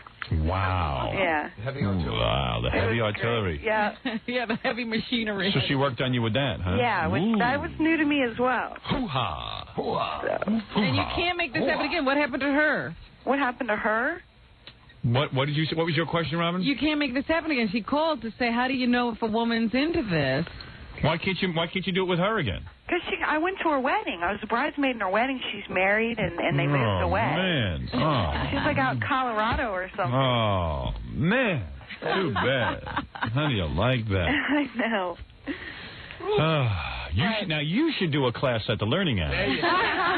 Not Baba Buhai. Nobody knows They have to pay me more than a couple hundred. Yeah. Hey, I'd like to meet you. I would love to meet you, Howard. Why don't you come down here? Absolutely love to. Why don't you come down here and do the show? I'll let you spank me. I'd let you spank me. All right, so then what are we waiting for? I would love that. Well, I got to get off work. Yeah. And get up there. Yeah. So that doesn't sound like a horrible thing to do. Well, no, not at all. Isn't there a shuttle from Washington that you can... Certainly. Yeah, I'm sure there is. How come you didn't come to my book signing when I was in Washington? Because I was away. I was in New Orleans, of all places. I heard you guys talking about that. Yeah. Yeah, stuck in the Atlanta airport for 7 hours. But then I bought your paperback, so I was fine. Yeah. But then I went to Florida this summer, and me and my boyfriend went into a strip club down there and met a girl. Yeah. And I wanted that to happen so bad, but it just didn't happen. I mean, I don't want to come out right and, how do you approach a woman? Well, let me talk to you how you do it. Let me tell you. You're going to tell her. Fill me in. Well, she called for advice. Why shouldn't I help her? I just wondered if this was your area of expertise. Listen, you first of all, like vampires, they bite you on the neck and they do it. You were bitten on the neck by a lesbian. She showed you how to do it. You get a little trash at a party. You say to a girl, you want to come back to my place? You load her up with some Johnny Walker? Robin knows. She's been through the drill. Thank you, Robin. Robin, you tell her. And you load her up and you do the same thing and you say to her, you ever been with a girl? And obviously, by the time she's up at your apartment alone, she probably wants it anyway. Yeah. You know what I'm saying? I guess. If she wasn't into it, she'd be with a guy. Yeah, that's true. Oh, you're so ridiculous. So what you got to do is, now, where you're working now, is there a girl that you're attracted to? No, I work for a real small company. I'm the only woman who works here. Well, have you gone to a bar recently? Yeah. All right, what you do is you go to a bar, and you go in there and you see some girls and stuff, and you walk up and you just Whoever's say... drinking the most. And, you sit down and drink. Hey, can I join you guys? Whoever's slouched over in the corner. Yeah, and whoever's the most loaded. Passed out. Oh, you're coming with me. And you go over and, you do your, whatever it is, your triple Jack Daniels. And and then you say afterwards, hey, anybody want to go back to my place? And she goes, oh, okay. Oh, yeah, we'll have some drinks there or something, listen to some music. And then you make your move. And if she says no, that's the end of it. Okay. Tell her to get the hell out. Right. Not the hell to get out. But say, okay, hey, I made a mistake. I thought maybe you were into it. You just ask. If you say to her, hey, what is the line they used on you? Do you ever think about doing it with a woman? Yeah. And then she says, yeah, I don't know. And then you lean over and kiss her. Okay. What the hell? Listen, we're not talking about rocket science here. That's true. We're talking about picking up girls. Well, why don't you go try it and then call us back and tell us how well you did? Yeah, I could do that. I should teach a class at the Learning Annex. Yeah, obviously you have some information to impart. Doesn't seem all that rough, especially if you're a good-looking girl. And, hey, there you go. Yeah. Okay? Sounds good. All right, so now that you've learned, go out and see if you can have another experience and get back to me. Where are you going to go tonight, a bar? Yeah. Okay. You know where I live, Howard? I live in Manassas. Oh, yeah. Land of John Bobbitt. Oh, my God. Lorena Bobbitt was in Champions in Fairfax the other night. and all the waitresses were buying her shots, and none of the men would get like 4 feet from her. She might be good to try. What is that? Can you bitch at Vic because? No, he would please, not honey, listen to me. He wouldn't let me talk to you. Listen, darling, you got through. I'm not going to bitch at anyone. Go out and pick up your girls if you want. I will. Why don't you come down here on Monday, and I'll set you up with a girl on the air. Well, I can't do it Monday. I've taken so much time off work lately. Well, you want a girl or not? I'll set you up with one. Yeah, I do. I'll have 3 girls down here. You can play I can't come Monday because that you can play the dating game, and then you can have you guys can actually do some stuff on the air. Well, when could she get here? She can't do it Monday. But you're having that other girl on Monday, Howard. What girl? Yes. The Asian girl. Am I penciled in for the Asian girl? Yeah, that's the Asian girl. Well, how am I looking on Tuesday? We're magic marketed for the Asian girl. Yeah. Some Asian girl wants to come down here. Is that the girl we talked to on the phone? Yeah, the one that she's hairless. Oh, okay. She wants to come down and show us that she's hairless. Yeah. All right. What about Tuesday? There's still room on Monday. Yeah, I mean, but what's the big deal? She can't get here on Monday. Well, what about Tuesday? Can I bring my boyfriend with me? No. What's with the boyfriend? You want a girl or you want your boyfriend? Well, he wants to be, and I want to do it with him and a girl. I mean, that's now it's even more complicated. Well, you know. You can bring your boyfriend, but he's got to sit out in the lobby. Okay. Right? Yeah, I guess so. Yeah. Okay. Well, yeah, she needs somebody to drive. So. Yeah, I'm be loaded. drinking, you know. You should be drinking on the way here. And have a few on the so why don't you come down Tuesday and we'll play a lesbian dating game. And I'll get the 3 girls here in the studio. That'll be good for the TV cameras. Well, I can't do it anytime next week because we're having an audit at the office. Well, I'm an accountant. I have to be here for the audit. Please. Here's your address. Well, I can come the week after next. I'm not going to wait that long. Oh, come on, you can. It's worth the wait. wait. Be around anyway, Howard. You think so? You know what happens, Howard? You never know. You get hit by a bus. At this exact moment, you can't wait that long, but as soon as the show is over, you even forget that they're coming in. All right. You didn't even remember about the Asian girl. All right. Well, why don't you start drinking now so that you're ready for your appearance? You should be good and trashed. All right. Who can I call to let them know when I'm coming? Well, I'm going to put you on hold, and Fa Foley will mess it up, and then you'll call back, and he'll try to do it right. Okay, here we go. Thank you, Howard. Thank you, my Bye, sweetheart. Bye-bye. I look forward to meeting you. Look forward to meeting you, honey. And wear a bikini top and short shorts. Okay. I will. Hold on. Thank you. I'm going to spank her ass when she gets down here. She's been a bad girl. She is really bad. She really needs to be taught a lesson. I need to tame her. She's a little too wild. She's a mom. I need to throttle her. She's a mom. She's a mom. That ain't no mom. Mrs. Cleaver from hell. Yeah, I just never. Donna Reed would never do these things. That's Freddy Krueger's wife. All right, we're going to take a break, and we'll be back right after this. First, I got a big basket of flowers just delivered from the Tonight Show. They're courting you again? Yeah. I wondered what all that stuff was. Well, actually, I talked to Laura, my assistant, and I got the whole story now. So I'll give you the whole story in a second, but the Tonight Show has been calling for months. Yeah. They're evidently coming to New York in November. Oh. And they want me to do their show. Mm-hmm. But I had already told them for a couple of weeks now that I wasn't going to do it because I don't have anything to promote right now, and you don't want to be Dodie Goodman? And that, yeah, exactly. And to be quite honest, well, Jay had said that, hey, Howard, you're the type of personality. It don't matter if you have anything to promote. You just come on and it's fun. But, you know, to me, it's like I think those appearances should be special. And you got to have a reason for going. You know what I mean? It's just this is the way I work. I'm not saying you need a reason, but it's my mind, and this is how I work, and you need a reason to go, and it's got to be. You know what? I actually appreciate people more when they perform and they don't have a book to push or a movie to sell, because then you know that's the only time you're ever going to see them. Right. But, hey, I'm part of that crowd, okay? I'm part of that philosophy. Yeah. Then I don't like you. Right.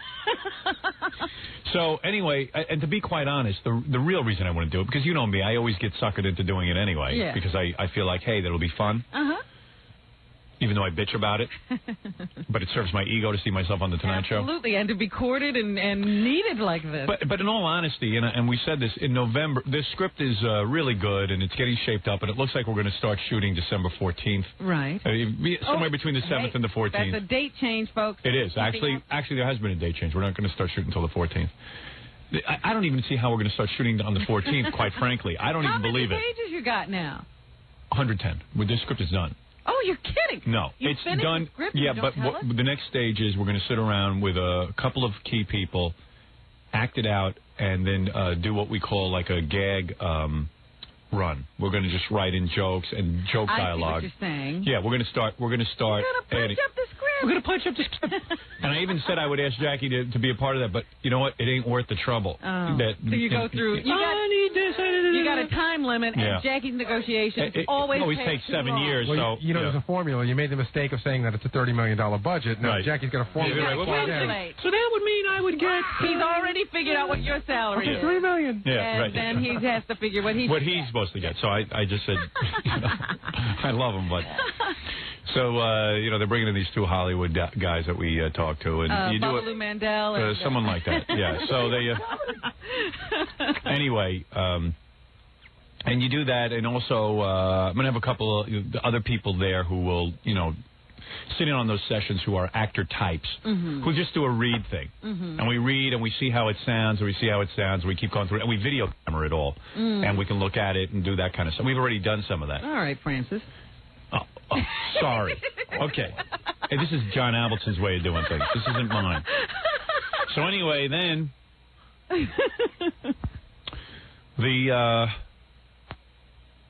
So anyway, all this is going on in November. So how the hell am I going to do the Tonight Show? And the Tonight Show wanted me on this particular Friday that they're in town in New York. And Fridays are most important to you. Because that's the one day of the week where psychologically, anyway, I know I don't have to get up on Saturday morning. Released, yeah, so I can work and stuff. So I took a pass on it. But they've been calling and calling and calling.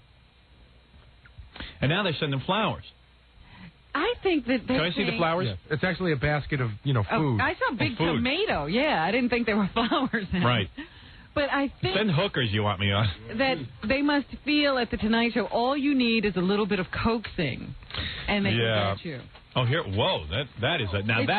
It's huge. Hey, let's see what's in it. It's beautiful. Hey, I'll take it if you don't want it. Oh, it's already been rifled. Oh, who rifled it? Nobody. Oh. It's not open? No. Oh, I thought that somebody had gotten to it already. Hey, look at this spread. Hey, what do they got in here? Bananas, broccoli. You could give me that box of tea. I like that. Gary, wait a second. I want my tea. This is what goes on as soon as I get the vultures set in. Squash on the console. Oh, there's a tomato. It's a huge That's okay, Jackie. It's not squash. All right. Ooh, wow. Look at green peppers, broccoli, cauliflower, all the stuff I eat. What's this? Ooh, cans of tuna. Solid white. See, they've been listening to your needs. Is it water-backed? Yeah. And look at it. What is this, Robin? Can you eat this? That's a squash of some sort. Kumquat? No, that's no kumquat. No. Let's see what this is. Oh, here's a pumpkin. Oh, look at that. What do you do with a little pumpkin? That you throw out. Now, where's the tea you see, Robin? I don't even see it. There was a box of tea in it. That's why I said it looked like it had been rifled. Oh, it smells really good. Boy, they're really kissing my ass. Is that a head of lettuce? No, come on. Tomato. I've never seen a basket with lettuce. There's onions. Oh, I would have cut this onion into my little sandwich. Oh, there's herbal tea. Oh, I need this herbal tea, Robin. Oh, you. Let's see what it is. There aren't any cookies in there, is there? Hey, give this to Robin. 6 assorted teas. That's for you, Robin, my sweet angel. You benefit as well. You benefit as well. Well, here's some other tea, too. I might tell you should do it. Oh, look, plastic forks for taking the tuna out of the can. They thought of everything. Yeah, well, I'm still not doing it. I need those for our office, Howard. Oh, carrots? So anyway, I knew something was up because Letterman has a mole planted at the Tonight Show. I know this for a fact. Why don't they know it by now? This I don't know. happened too many times. But anyway, so the other night Letterman calls my house. Now, he never... Yeah, personally. You got to say that. But I found out what happened with the phone. So Laura, who's my assistant, said, Letterman is calling you at 6 o'clock. They always make a time. So I go, okay. So she got the call, and Laura said to Dave's assistant, evidently Dave's assistant's name is Diamond. Okay. That's her last name. Oh, is it? Yeah. And she just goes by Diamond? It's Lori She goes, Diamond. it's Diamond. It's Lori Diamond. Well, obviously Lori doesn't satisfy her. She's got to be Diamond. How is she? She hot? I can't remember. Yeah, she's pretty cute. Sound like a lot of giggling. No, I get confused with... Yeah, but she's pretty cute. So anyway, Letterman is alone in his office with Diamond. Uh-huh. And Diamond calls and says, David Letterman calling for Howard Stern. So Laura says, put Dave on. Uh-huh. Now, that's the power move. See, it's all a game. In other words, Diamond thinks I'm going to come to the phone, and then Dave is going to come to the phone. Like I'm some kind of dog. No. Both of you are just standing there in the room with these girls. All right. So Laura, yeah, right. So Laura puts gets Dave on. And Dave goes, "Hi, this is David Letterman. I'd like to speak to Howard." Laura says, "Please hold." She puts it on hold. Now she comes to me and says, "Letterman's on hold." I said, "Leave him there for a good minute." See, that's the move you don't make. No, please. let him hang a little. So I pick up the phone after a minute and I go, "Hello," and I hear giggling and stuff. And it's Diamond. Obviously, Dave decided once he went on hold. Well, see, the courteous thing to do in this situation. No, there's no courtesy involved. Wait a minute. Let me just tell you what the etiquette is. Yeah. Because once Dave gets on the phone, you do not put him on hold. You keep the line open even though you're not there. There is no hold. He's always in touch with a live person. I can't tell you how many times I've had to be on hold. Well, I'm telling you what is courteous. Fine. When you're still treating each other like I'm better than you. No. It's great. I do too. And the fact that Howard actually has music on hold. It's something I want to impress them with. Let them know that he's still, in other words. No. It has nothing to do with whether the line is still alive or not. Do you know how much money I went through just to get that music on hold? A person you think who is important on hold when you've gone through all these steps. No. They called me. I put him on hold. The music allows him to know that he is still. I'm waiting for Mr. Stern. No. You don't know anything. I know everything. You know nothing. And how dare you dispute me? Here, look at this. Look at this stuff. Very heavy. Where's my basket from Letterman? Show that size of that tomato. I thought that was incredible. That's an award winner. That's probably one of those ones that they make. Look at that. And look at this tomato, Robin. Look at the size of this one. What is the goiter? No, I don't know what that is. I got green pepper. Let me see. Yeah. Couldn't they have chopped it all up, though, in a nice big salad? Yeah, dice. Take this away. How dare they? This thing must weigh 100 pounds. That thing has seeds. Just tell them that's not a good enough gift. I need another IBM ThinkPad. Ooh. That's about $6,000. So, retail. You're no cheap date. Yeah, what is this? Well, let me ask what, if you give me a bunch of green vegetables and I'm there? Are you feeling powerful? Wait a second. Hold on. Okay. So, let me tell you what happened. So, I get back on the phone, and now it's Diamond giggling and stuff. Right. But did she put you on hold? No, Dave's standing right next to her. But did she put you on hold? No. Okay, thank you. She's got some cockamamie. There's a thing about this whole assistant thing. When you have the important person on the phone, you never put them on hold again. Well, I'll inform Laura of that. Hey, no hold. Tough noogies. Where'd she read these rules? This is I don't know. New to me. Jackie, since you don't know anything about anything, shut up. Hey, Jackie, the whole world can't believe you're running around here chasing people for autographs. All right, so anyway, that's all I heard about yesterday. Okay, so, Mr. Etiquette. Where'd she get these rules? Which Animal Republic shirt should I wear today? All right, anyway, so... The tiger's very rare. I bought this T-shirt to save the animals. You got to watch what Jackie wears every day now that he's on the E! Show, because the other day he had his... You caught the move. Oh, yeah. That I expected to hear about. That I expected you to say something about. He had his 922... Yeah, the too small sweatshirt. When I knew you started out as a sweatshirt. It started out from 6 to 8 in the morning. It said on the front, "I stumped Jackie, the joke man." Yeah. Then, somewhere along the line, I think Jackie figured when I knew you were going to start breaking my balls, I turned it around so the 922 wine would be showing. I never broke your balls. No, I thought you were going to. Yeah, he did it for me. I didn't get his attention with I stumped, so let me turn it around so he's looking at the phone number. Jackie's rotating his shirt so he can get the most advertising dollars out of it. Yeah. There was a reason I turned it around.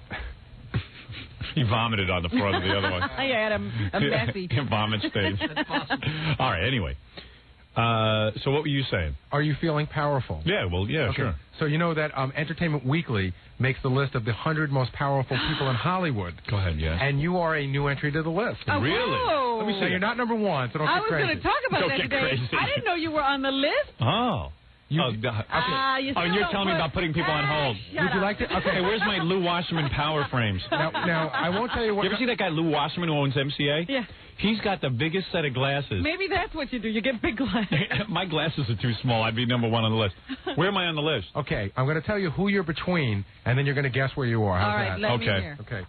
You're just in front of Meg Ryan. Ooh. I didn't know I was ahead of her. But you know why I'm ahead of her? I'll tell you why. I get movies green-lighted even before the script is done. See? Meg Ryan can't. Well, you understand? Well, I don't know that that's true. Meg Ryan can't go on pay-per-view and make a $30 million night. Nobody else can do that. That's right. Unless you're a black guy, you can beat someone up. Well, still, it's Even not still. because just your name. It's because you can beat them. Right. Well, let me tell you something. That's why I'm ahead of Meg Ryan. She can only act. I have radio exposure, television exposure, book exposure, and now film exposure. I can greenlight a picture. All right, let's see who you're behind. Take a guess what number. Oh, wait, don't say what number I am. Okay. Who am I behind? I want that you're on, so I can tell you two people that you're behind. Go ahead. The one that you're right behind is Richard Mosk. He's the chairman of the MPAA Ratings Board. Well, why? He can make or break a film with That's a rating. exactly what it Go says. ahead. And then right in front of him is a guy named Stephen Brill. He's the founder and CEO of Court TV. They're having a great year because of OJ and the Menendez brothers. Yeah, but I'm ahead of him. Believe me. All right. So there's Go ahead. only What number do you think I am? 101 people on the list, right? There's only 101 Americans on this list, Robin. Well, so it's a showbiz list, Howard, please. okay? I said out of all of America, there's only 101 It's not like people. the Forbes Fortune 500. Yeah, but in our country, the most... Please, don't belittle the list. You were about to do a whole news story on it. Now as soon as I'm on it, it's suddenly a meaningless list. You don't All right, know Jackie, vote you it. guess first. You What- say I'm not on your side. All right, go ahead. What number am I? 100. Okay. But how can it be 100? Oh, it's 101 people. Okay. I'm just being. What did you I guess? can't really estimate. You don't want to take a guess? I'd say 40. Okay. Fred?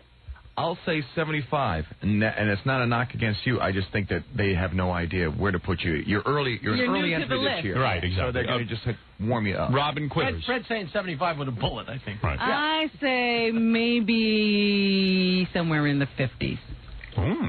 Fafafui obviously knows. Of course. I am going to say I am number 37. Wow. Do you know? Did you hear this before? All right, I'll say I'm number 89 just based on that look you gave. You're a lot closer with 89. What am I? You're actually number 85.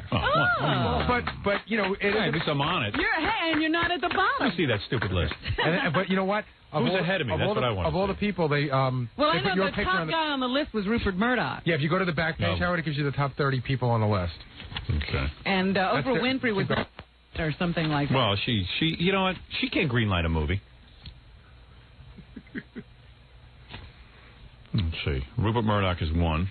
Sumner Redstone. Oh, these are all the big guys. Steven Spielberg. There's hardly any actors Michael on that Eisner. first 30 list. Exactly. You know, Tom David Hanks. Letterman. The first Now look at actor, this. I think is number 18. Tom Hanks. Now here's a joke. Why is David Letterman number this list? 18? He's number 18? I guess he puts Yeah. actors on his show or something. Maybe. Yeah, but in terms of power, well, maybe he could get a movie done. If he said he wanted to do a movie, he probably could get it Well, I done. don't think that's necessarily what they're thinking, though, about Letterman. He's simply... He brings in money. Yeah. Yeah. Bob Shea, chairman of New Line Cinema, he's yet to have a hit. And even when he gets one, he forgets to get the merchandising. Why is he number 27? He appeared in the last Freddy movie. He's so big. Oh, that's right. How did he get on the list? Hold on a second. Now, where am I? You're not even on that top 30 list, and you're on that one page with your picture on Well, it. I'm very proud of you. Well, thank you. Now, where is the whole list? I would like We to don't read have it. that whole list I see. yet. Hey, we have to get the magazine. What kind of picture is that? It's a caricature, but it's a funny nose. Look at that. see What that. the hell kind of... No. How about an insult? Oh. It's like a penguin. They give you a pickle. For They put a pickle for my nose. That's an act. No, it's a pickle. It's a cucumber. That's my nose. Yeah. Bastards. Oh, I finally get in man. something. You put a pickle for a nose. No one else they do that for. No, everybody else gets a real nice picture. Stephen Brill's got a honker the size of Wisconsin. And No pickle on his face. Meg Ryan's behind me. But you should read what it Who says else about is you, behind Howard. you? Let's see. Howard Stern. Last year, I obviously was not on the list. Age 40. Credits. Made over $40 million from his #1 book, soon to be a movie, Private Parts. Has the clout. I didn't know I had that kind of money. I guess I made that kind of money with the First book. time in his Right. youth. Yeah, I didn't see that. He's going to go back up. You're not kidding. Hey, I own this building. I'm going to Pinnacle. All right, here we go. Renegotiate my contract. All right, let's see. Private Parts is about to be... A major motion picture. I can't even read this. I'm sorry. I cannot read this. Made over $40 million from his #1 book, soon to be a movie, Private Parts. Has the clout to not get axed despite nearly $2 million in FCC obscenity fines. Oh, that works in your favor, huh?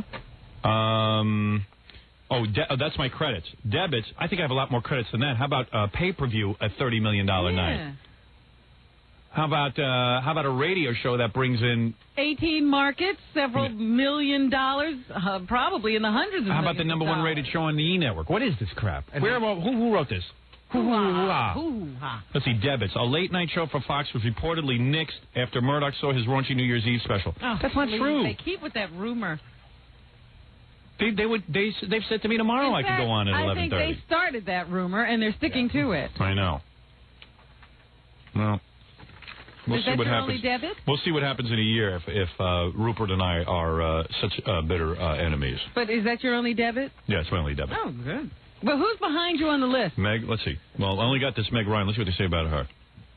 Credits. When a man loves a woman, not only confirmed her status as Hollywood's favorite romantic ingenue, but extended her range and could win her Oscar nomination, will earn $8 million for her role in The Women. Debits. She's known for passing on high-profit films, Maverick being the most recent. I think that's a credit. She's turned down a lot of really big roles. Yeah, but Maverick was a crummy movie. Silence of the Lambs. Silence of the Lambs was the biggest one. Well, that was a mistake.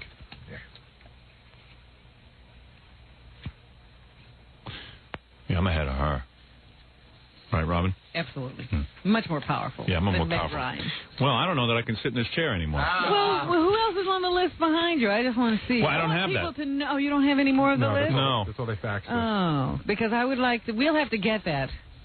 Because there's a lot of people in Hollywood who think they are more powerful than you, and I want them to know you're more powerful than them. Let's have people come in and congratulate me. Tom, our general manager, why don't you come in and say something?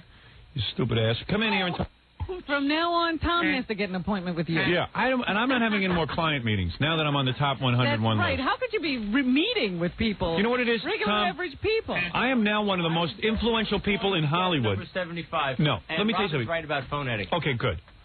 Forget all that. I am saying you have got to start treating me differently. You still treat me like when I was hired here. I try and treat you like No, I am not taking any real more client person. meetings. No, that's what you're doing, and that's wrong. He's not a real person anymore. I am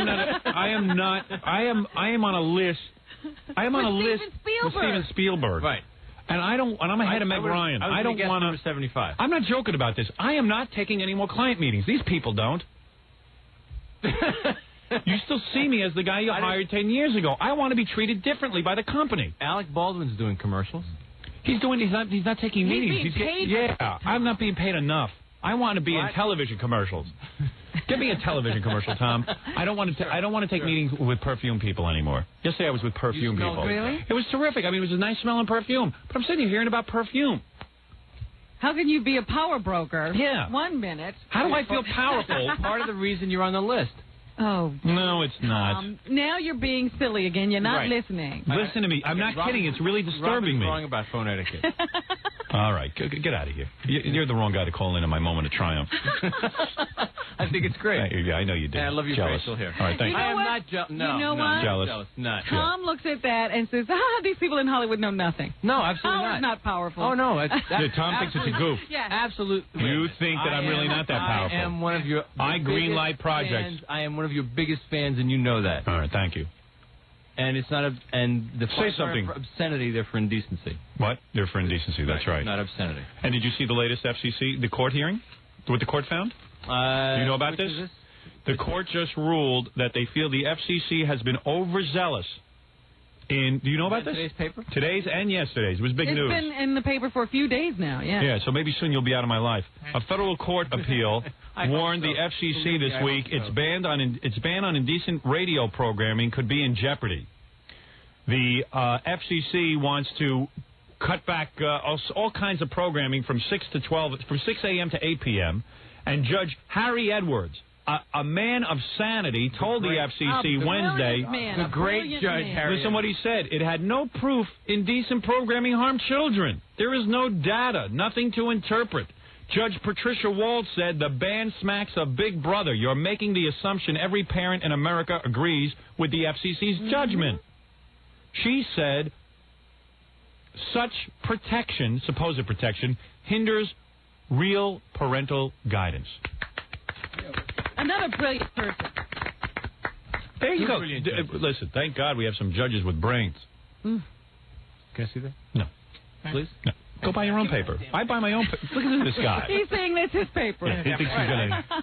It was in all the papers yesterday. In fact, the Daily News is a day behind. It was all over the news. Actually, I saw it in a trade paper about a week ago. Tom was practicing golf yesterday. No, there was a Supreme Court decision about freedom of speech. Yes. That had positive impact. Do me a favor. Send my Tonight Show basket to that judge. I give you permission. And can you go home? Yeah, and now leave, all right? You heard what the judge said. Go home and leave me out of it. I would love to not be here. I'm bringing the lesbians. All right, let's take a break. Everyone calm down. We're all excited that I have been recognized finally by the Power Elite. I work with one of the most powerful men in Hollywood, and he's not even there. And you know what? I can't even do anything for you. That's the sad part. What do you need done? I can't get it done. I can't get anything from you. And Jackie's like, when is this going to benefit me? Hey, what's in it? Where's my name? Almost got the commercial before it got to me. Where's my name? Why isn't Jackie mentioned? They should have my name next to his. One day I'll be there. That's how it's turning Jackie Martling. But nobody knows it. All right, very good, Jackie Marlowe. Good luck to you. Jackie Marlowe. Jackie Marlowe. Jackie Marlowe at my father's place. Marlowe. Good. Keep throwing plugs in. All right, very good. Jackie Marlowe. Tom, thank you for... Who else could congratulate me on my list? Tom, round up a bunch of people. We'll bring people in after the break. Sing Yeah. praises. Okay. Round up a bunch of people who could... High-powered people. High-powered people who will say something nice to me right after these words. Well, I've just announced that Entertainment Weekly has named me to their top 101 powerful people in Hollywood. Did you ever dream, Howard, when you first heard about this list, that one day your name would be on it? I should call my father, but first, a show business icon wants to call in and congratulate Would me. you answer my question? What did you say? I don't listen. I only listen to my own voice. Excuse me. Was there a question asked? Mr. Stern? I have my own agenda. Yeah, what is it? Did you ever dream in your wildest imaginings Yes. that you would be on such a list? Yes, I did. You did. I have... excuse me? I'm bringing people to congratulate you. Quickly. Oh, Frank Flores. I don't want him congratulating me. Thank you, Frank. Congratulations. Let me tell you something. These are not the people I had in mind. These are... Important Hollywood family. You don't know that. All right, you come over here and let me grab you a little bit. Thank you so much. This is all of the kids. Denise, would you like to congratulate me? Well, really, should they be touching you? Yeah, don't Such touch a me. powerful person. Ed, come in and congratulate. Say something nice about me, Ed. You're the sales manager. Say something nice about me. Well, here's the man. Didn't he sell one ad Say on something. the station for what? Well, I'm saying it's How much does what was don't my ads now in New York sell for over $10,000 a minute? Oh, they're even higher than that. Yeah, right. And tell me why congratulate me. Go ahead. Wait, we're doing the selling. No, but congratulate me on being on the most powerful list. Oh, I'm congratulating you. Do you really think I'm a great guy? Yeah, wonderful. Yeah? A powerful guy. Wonderful. When you see me... You made my life. Really? Seriously? How did I make your life? No, he said that. He said that to me. Say it. Made me very rich. I did, right? How come we're not rich? Absolutely. Yeah, why are you rich and I'm not? I don't understand. No. And I heard you got a great house with a pool and everything. Yeah. I heard you just threw a great wedding. Yeah, and he has an industrial kitchen and everything. Industrial kitchen. Yeah, well, look at Ed. Yeah, you need one. You need one. Thank you very much. Who else? Thank you. Who else is out? Powerful. You're not powerful. Oh, want to congratulate me? Come on in. Yeah. Who's that? Who is this? I'd like to congratulate you. I'm one of the newest salespersons here, and I'd like to congratulate you, Howard. Oh, thank you. I love selling you, and congratulations. Thank you very much. I hope to get very rich, too. I hope you get rich, too. I hope I get rich from what you do. Very good. Howard, where did we get her? You never saw her before? She's been around here for a while. Hubba. I hope you're not too powerful to tell this to, but we really should get to Chuck Norris. All right. Listen. Chuck Norris can congratulate you. Well, that's why he's calling in. I see. Chuck Norris heard the news and wanted to congratulate me on being one of the most powerful men in show business. I don't think Chuck has ever made this list. No, Chuck is really very low on the list. I mean, in fact, I don't call him Chuck now. It's Charlie. Chaz? Chaz, is that you? Huh? Huh? What do you mean, huh? Wake up. What's going on down there? No, I have just been named ahead of Meg Ryan to the top most powerful people the 101 in Hollywood. most powerful people in Hollywood. It is a I list. believe that. Oh, yes. Sure. Were you ever on that list? Heck no. See? Hollywood doesn't know I exist. Well, there you go. Well, now maybe I'll recognize you. And it's not Charlie, Howard. It's Carlos. Carlos. Well, to me, it's Charlie. You know that was my real name? Howard's so powerful he can change your name. I change your name now to Charlie. How the hell are you? I'm doing good. Now, don't be calling me, asking me for movie deals and things. I'm busy. That's why I called this morning. Now, Chuck Norris, by the way, has a TV show. You know that Chuck has been named the #1 show in its time slot. He's the top male star on CBS. I didn't know that. Yes, he's, of course, on Walker, Texas Ranger, Saturday nights at 10 p.m. on CBS. He does the karate, of course.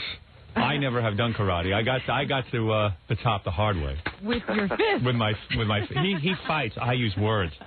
Well, Chuck, I got to train you sometime though, Howard. You'd be great at it. Oh, I am. I'm a karate master. In fact, I took for a year under Sensei Friedman. Yeah, that's right. He's that's a genius at karate. I'm a genius. He only needed a year. I was a brown belt, and in a year was the fastest anyone had ever risen to brown belt beside Elvis.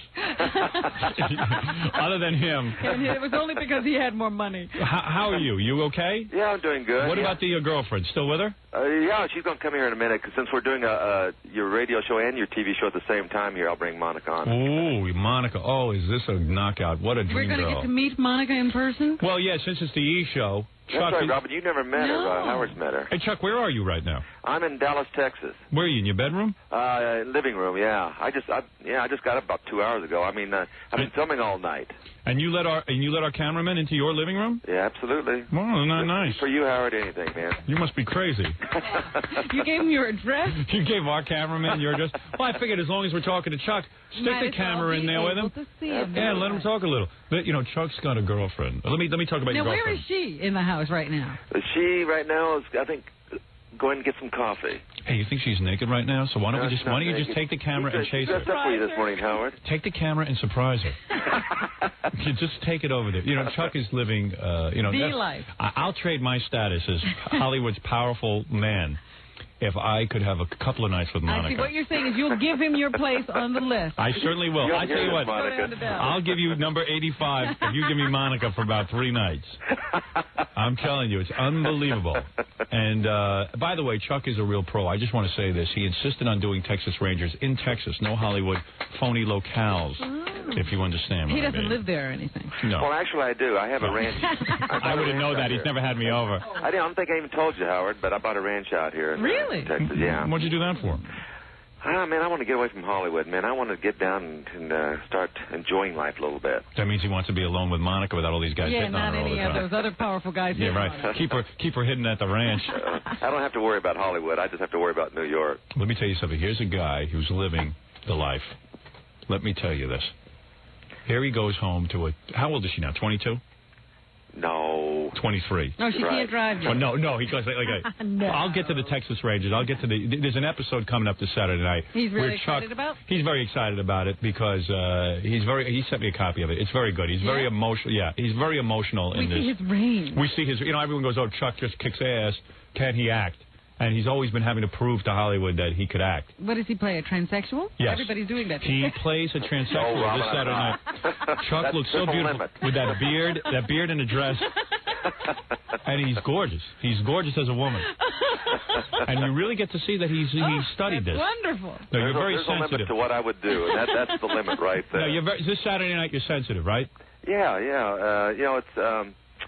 It's actually what it does. It really shows how all the characters all came together, how we all met. It's a flashback episode. Yeah, but listen, let's not. And no one knows how my characters, all my co-stars, and all of us got together. But let's not scare anyone because you still beat ass in the show this Saturday. Oh yeah, that's the only way I can stay in shape anymore. Yeah, he still beats a few guys' we ass. still see people flying around. Even though you're being sensitive. I tell you, Howard, you don't want to ever do a TV series, though. Why is that? It's the hardest thing in the world. Well, believe me, this movie is no picnic. Yeah, well, I'll tell you, you know what? But at least with the movie, you finish in a couple of months. On a series, man, you're 9 months straight.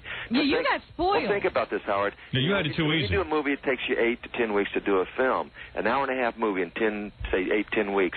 We do an hour movie every 7 days on the series. Yeah, but you get to go home to Monica. Oh, and relax. And you have to remember, big deal. Chuck Give me that 3 hours. right into movies. Yeah, well, listen with Chuck. And, they lay off every couple of months, and then he goes back to work. So he's not used to having a steady job. Listen, hey, that's Chuck. Exactly right. Remember back to the days when you were running that dopey karate studio, and you won't complain so much. You know what a drag that was. Sitting there teaching those little monsters how to kick have a ranch all day. You got to sit there. Oh, you come here, you little bastard. Kick like this. Who cares? Let me out of this. No, that's not true. Oh, come on. I enjoyed it, Howard. We'll send you right back to teaching little That's monsters. why you're stuck with it. You're not kidding. Monica wouldn't be hanging around if you were still doing that. I'll tell you I that. still do that. I still go down and teach kids. Yeah, but that's just for your I image. do, yeah. All right, listen to me. I still teach karate. Listen to me. What? I'd love to see you beat someone's ass for real. I mean, really kill him. Well, he'd like to take you on Well, right now. well, who would you want me to do that to? Jackie Marlowe. All right, listen to me. Yeah. So, just describe the whole scene down there. You're in Texas with, and I'll get back to How the show. big is your house? Yeah, what do you got, a big spread? Well, I've got a house here in Dallas, but my main home is down in Navasota, Texas, which is near Houston.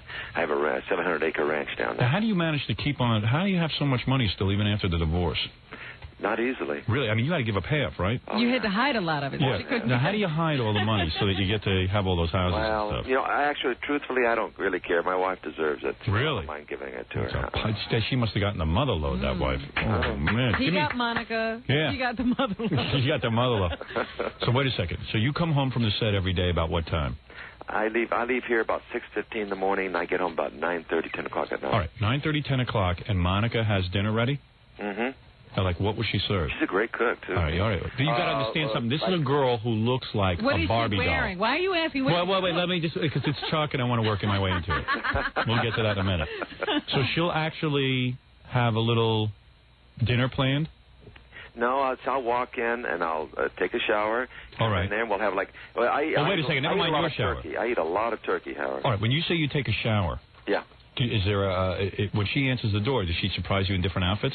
Once in a while, yeah. Really? Yeah. Oh, Jesus Christ. She's very sensuous. Oh, I know it. She came over my house with Chuck, and I was fainting. I was fainting away. Well, how could you handle between Kim and Monica? Oh, yeah. I had Episcopo's prize. Yeah, his vision. And Chuck's vision. So, I'm like, will she ever run around Texas in like a cowboy hat and a thong? Or those chaps with with just a butt cheek sticking out. She wears real tight Levi's. Oh man! And then, like, you come home and she greets you at the door in something sexy. Mm-hmm. And what has she done all day? She just worked out so her body will be perfectly toned. Well, actually, she's been. We just bought a house here in Dallas, so she's been working on the house. Oh, perfect. Modeled. You're not going to marry her, though, right? Smart man. Big snay on the Irish. Boy, was that quiet. Yeah. Howard, you answered that before I did. Exactly. Whoa. Hey, listen, he's been through that scene. You never know. He's not going to do the whole second family thing? No. I don't know, Rob. Don't. Chuck, you know she wants to. Chuck, don't do it. My friend, and I call you friend. I don't care what... Don't you want to have a family with an age spread of like 30 to 2? I don't care. You guys are putting me in a spot. I don't care how many times you get kicked in the head. Don't do it. You have cattle instead. You don't need. Yeah, give her a cow. Give her a cow. Hey, when are you going to come to Texas, man? My crew is all anxious to meet you. Well, I'm going to be there very soon, Chuck. When you need me, if you need me for a karate scene, I'll be there. Would you do that? Oh, of course. Would you really? I would beat your ass. Go getting yourself in No. Well, I'm filming a movie now. Well, I'll so. even let you beat me, Howard. Really? I don't let anyone do that. I want to do. You know what I do after this movie? I'm going to talk to you about. I want to do a scene where I take my foot and stick it in your face. Okay. I always wanted to do that. I'll tell you, everyone wants to meet you so bad. Everyone listens to you every morning, and especially the women. Women are. Well, let me tell you something. They were begging me last night. I said, "Tell Howard to come down the set." I said, well, let me tell you something. I'm intrigued by that notion. Hold on one second. Okay. Gary, if Chuck calls, I'm busy. All right. Now, Chuck. Yeah. So you come home and then you make love to Monica every night? Every night? Do you make love to her every night? No. Every 4 times a week? No, well, in the morning before I leave. And then, wow. He's a morning man. Smart. Wear her out. Sometimes she comes on the set and we'll go in the motorhome. Wow. Oh, you're kidding. You lucky bastard. Oh, that's hot. 23 years old. A body, gravity has not touched that body. No, it sure hasn't. No, she's a beautiful woman. You're not no doubt kidding. about it. When you were over my house, I got dizzy with love. In fact, Monica, come here. Yeah, let me speak to that little We're honey. doing the TV show at the same time. Come in here so everyone can see. You do this. I'm in my sweats, Howard. Good. She's all I don't care what you're in. She's all dolled What's she up. wearing? She's got a black tight outfit on. Oh my gosh. Oh yeah. She does have a great butt. Yeah, come here. Let me talk to her. Come here, Monica. Come here, baby. Not you, Chuck. I mean, Monica. Wave to Howard, and then there you go. Hey, baby. Hey, hang on a second. Here. Yeah, let me talk to her. Oh, no. Good morning. How are you, Monica? Good. How are you? Oh, baby. What are you wearing? What are you wearing for Howie today? Oh, I just have on jeans and a shirt. It's no big deal. No? Is your belly sticking out? Do you have a belly shirt? No. You treating Chuck good? Yeah, of course. I'm always good. So you don't even have to work anymore. Oh. What did he say? He said, look at my diamond on my finger. Oh, are you getting married? Well, no talk of marriage yet. What kind of ring is that? Oh, Chuck was just telling us how he wants to marry you. Were you? Oh, yeah. Just saying how he wants to marry me? Yeah, he says he wants to have a lot of kids with you. He wants to have a lot of He wants to do the second family thing. Yeah, he's got lots of grandkids coming right now, so I don't think he wants any of his own right now. Well, let me tell you something, honey. You are so... How old are you again? I talked to her like she's 7. That's what I did. Yeah, but how did they... She met him at the aerobics place. She's an aerobics instructor. And he was there doing what? Looking at her. Yeah. Now, she is some girl. Yeah. Oh, my God. Well, thank you, Howard. Tight as can be. What do? You work out all day? Yeah, I've been busy working on the house now, so not as much as I used to. So you don't even have to go to work anymore, right? No. Chuck pays for everything. That's right. That's the way it should be. You're damn right it should. That's if you were my girlfriend, I'd be paying for everything. This is a girl who was raised right. You're not kidding. That's right, Robin. I have to come meet you sometime too, Robin. I would love to. Now, do your parents... You don't have to meet Robin. You just have to meet me. Up. Now, do your parents get mad that you're with Chuck and he isn't marrying you? No. They don't care? No. Don't they feel like Chuck owes it to you? After all, he has taken you from a... from almost a virgin capacity and used you. You know what I'm saying? Did your father complain at all? No, he didn't. No, they all love him to death, so...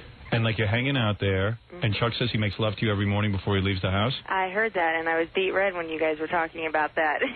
But you enjoy that, right? Of course. And you please Chuck before, and then sometimes you come on the set and tease him? Go into the motorhome? You go right into that motorhome? Lock the door. And you handle him in there? That's right. And then at night you have dinner on the table? That's right. And you answer the door in what? Different outfits? Oh, yeah. And you plan your outfit all day? Is that what you do all day? Yeah. That's what my wife should do all day, plan an outfit for me. She seems to be too busy. Yeah, she's too busy. She's too busy. With all the little babies. Yeah, isn't that great? Yeah. I'm really getting all the benefits. Oh. All the benefits. Did you know, sweetheart, that I was just Maybe you ought named to call your wife and tell her about this. Let me just show you this list, Monica. I was just named the head of Meg Ryan, the most influential man in Hollywood. Very good. That's Absolutely correct. He's a bigger man in Hollywood than Meg Ryan. I'm bigger than Chuck, even. You don't realize it. Well, you'll have to come down to the set. Yeah, I sure do. We have to get in that trailer. Yeah. What's going on there? Can you do me a favor? Yeah. For the camera? Uh-huh. Could you take off your shoes and just show them I your don't feet? have any shoes on. Can you show them? You want to look at her feet? You wearing a bra? Yeah. Oh. Could you do a sexy pose for the camera? Wants me to do a sexy pose for the camera. Yeah, wiggle your toes.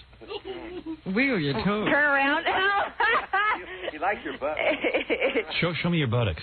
Okay, I'll stand All right, up and thank do you. that. All right, go ahead. Oh, boy, that's a party over there. Can you do some aerobics? No, aerobics. Come on, do some aerobics. It's too early. Oh, please. Oh, please. Just do jumping jacks. Back to bed as soon as we finish talking to you. Oh. You haven't had your morning session yet? No, we haven't. Oh, you guys haven't pleased Chuck yet? No. We got home too Tape late. it. Can we tape that? Yeah, can they tape that? That'll be a good show. That'll show Chuck's sensitive side, like his Saturday night program. Yeah, that'll be good. Yeah. Oh, God. Do you have a beer there? Can you balance a beer on your buttocks? No, Please do something wild for the camera. Oh, Monica, baby. Please. Please. Oh, Howie. All right, okay. Wait a minute. You know what? I just thought of a question. How old are Chuck's kids? Oh, they're older than Monica. That's what I thought. They're about 30. Yeah. Yeah. 31, 30, and 29. Wow. Yeah. Can you eat a scrambled egg with no hands? Can you guys scramble up an egg? Just let me see you do something. Can you put your hair in a bun and just like, oh, I don't know. Are your toenails painted? Wild here. Are your toenails painted? Yes. Can you kiss your own foot? Can I kiss you? How about if I have... I'll kiss it for her. Do you have a popsicle? Could you lick a popsicle? Can I lick a popsicle? Okay, Howard. Would you like to talk to Chuck again? All right, let me talk to Chuck. Okay. All right. Nice talking to you. Nice talking to you. All right, Nice talking to you. hello. Oh, yeah, sure. Okay. I'll tell her. I'll tell her that. Who? In the Guinness Book of Records is the youngest father ever, you know. Let me tell you something. You've got some scene going on down there. I know. I'll tell you, if anyone is listening, take up karate. This is the best way. This is the best commercial for karate you know, huh? Chuck, a lot of energy. Chuck, can you get a popsicle and lick it? Heck yeah, I can still stretch. Yeah, you Do a bet, sexy pose for the camera. Can you do a sexy pose for the camera right now, Chuck? Huh? I don't care who does a sexy pose. Hey, they're not going to want to look at my butt. Oh, yes, they will. All right, Chuck, listen. Well, wait, you do have women listeners, right? Yeah. I mean, and, well, women, okay, never mind. Hang on a second. I'm wired. Just a second. I think he's taking down his Okay, pants. this is for the women. All right, do it. Right there. Do it right now. I just did it, Howard. I just Excellent. did it. Thank you. I just turned my butt toward the camera. All right, now listen to me. Yeah.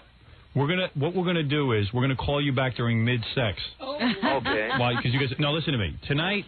Saturday night. Tomorrow night. Mm-hmm. Is that when the episode's gonna air? The one we're talking about. Yep. This is Chuck Norris's. I would say one of his best Texas Ranger shows. Okay. Well, you know what I'd like to know, for your listeners too and your viewers, is that I'm getting, of course, like you and I both, we're getting nailed by the critics and all this stuff here, and they consider me the third most violent TV show on network television. Right. And I would. By the way, I think that's honorable. You think it's honorable? Yeah, of course. Who wants I like a violence. I like action, but I don't consider Walker violent. I consider it very action-packed because, I want young kids to be able to watch it. Would you let your girls watch that show? Absolutely. Why not? Why not? It's not too violent for your girls to see, right? No. Well, but the critics and all that say, no, don't watch Walker Texas Rangers, too violent for kids to watch. Don't listen to critics. Are you the #1 show in its time slot?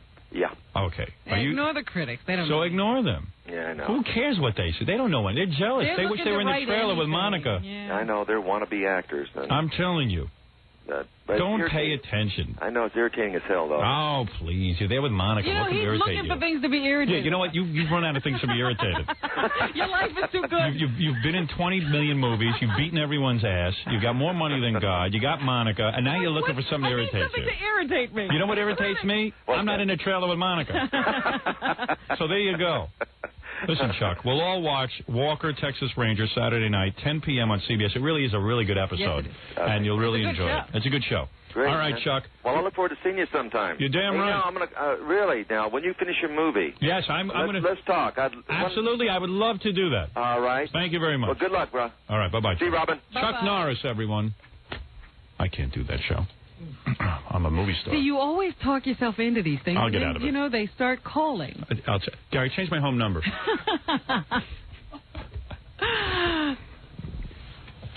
And make sure my kids don't watch that show. It sounds way too violent. Third most violent show. I don't need them seeing that. Right behind Love and War. Exactly. They're terribly violent. Chuck's worrying about that. I said, Chuck, you're on TV. You're kicking ass. What are you, crazy? Yes, it's 10 o'clock at night. Give us a break. That's a Saturday night. He's a good guy. I like that guy. Boy, what a time, huh? He's a hippie. Gentle hippie. You have to see this, You know Monica. what I love? You got to tune into the E-Network and watch the Monica. I got to say this. I love it when these guys, they get rid of the old wife and they get the new girl. Nothing and wrong the with moment you bring up the old wife, they go, oh, no, she deserved the money. She sure did. Oh. She wasn't sitting there getting kicked in the face. Oh, she deserved it. Yeah. They get so humble when you remind them of the first wife. Yeah. Well, she was there, but listen, now he's here. But, I've talked to him personally. He's very upset by the critics saying it's the most violent show. It really bums him out. And I said to him, listen, pal, don't get upset. When you come home and Monica's not there, then you get upset. That's when you get upset. That's when you're worried. That's time to bum out. You know what you didn't do all week? Yeah, I know. What? You know what it was? I got so tired at night, I just fell asleep. Oh, you? I forgot to masturbate. What? I know. I forgot to read the Inquirer. Yes. So we'll do it Monday. I got it in my briefcase. I'll have a new Inquirer on Monday. That's all right. We'll come back. We'll do the news for everybody right after these words. Hey, guess who came in to do the news with us? I was going to call my dad so he could congratulate me on being influential. That's a good idea. But Gilbert's here, too, to do the news with us. Gilbert Gottfried. You can't call your dad while Gilbert's here? Oh, you think Gilbert can sit still? Let my father congratulate me. Yeah, you got to break the news to him on the air. Hello? Hello? Oh, somebody's on my hotline. Hey, bring in Gilbert. Let that little turd kiss my ass a little. Yeah, because you're more powerful than him. Sir. Well, everyone in show business. Jackie and Fred are more powerful than Gilbert. Hey, Gilbert. Hey, guess who's the most powerful men in Hollywood list? Oh, okay. He's ready to play the game. Okay. I'm so excited. I got to tell my father because he always thought I was a moron. Yeah. I'm still a moron, but at least I'm on a list. You have credentials now. Yeah, don't ruin this moment for me, okay? All right, thanks. Just keep Yeah, maybe quiet. it means nothing to you. I'm very sensitive. I wish I knew their number. You've gotten so powerful you don't even call your parents. That's right. That's a sign of a powerful man. Can you believe I'm on that list? My father always said I was nothing. I'm going to tell him. But I'm something now. Yes. Well, he never said you were nothing. I'll be very impressed. Hello? Oh. Well, they're not home. Maybe he's too powerful to take your calls.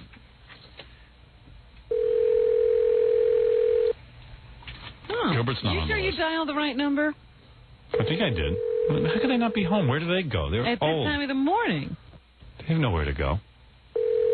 Sometimes I go to visit my Aunt Sally in Is this Brooklyn. the weekend they were supposed to go away? No. Okay. No, they're here. They start out this early for Brooklyn? Well, that was a very touching moment. Well, wasn't that great? Yeah. Wasn't that a great radio moment? They don't have an answering machine? No, they don't want one. They hate answering machines. Try it again. I think maybe you got the wrong number. You're saying I don't know how to dial? Mm-hmm. That's about it.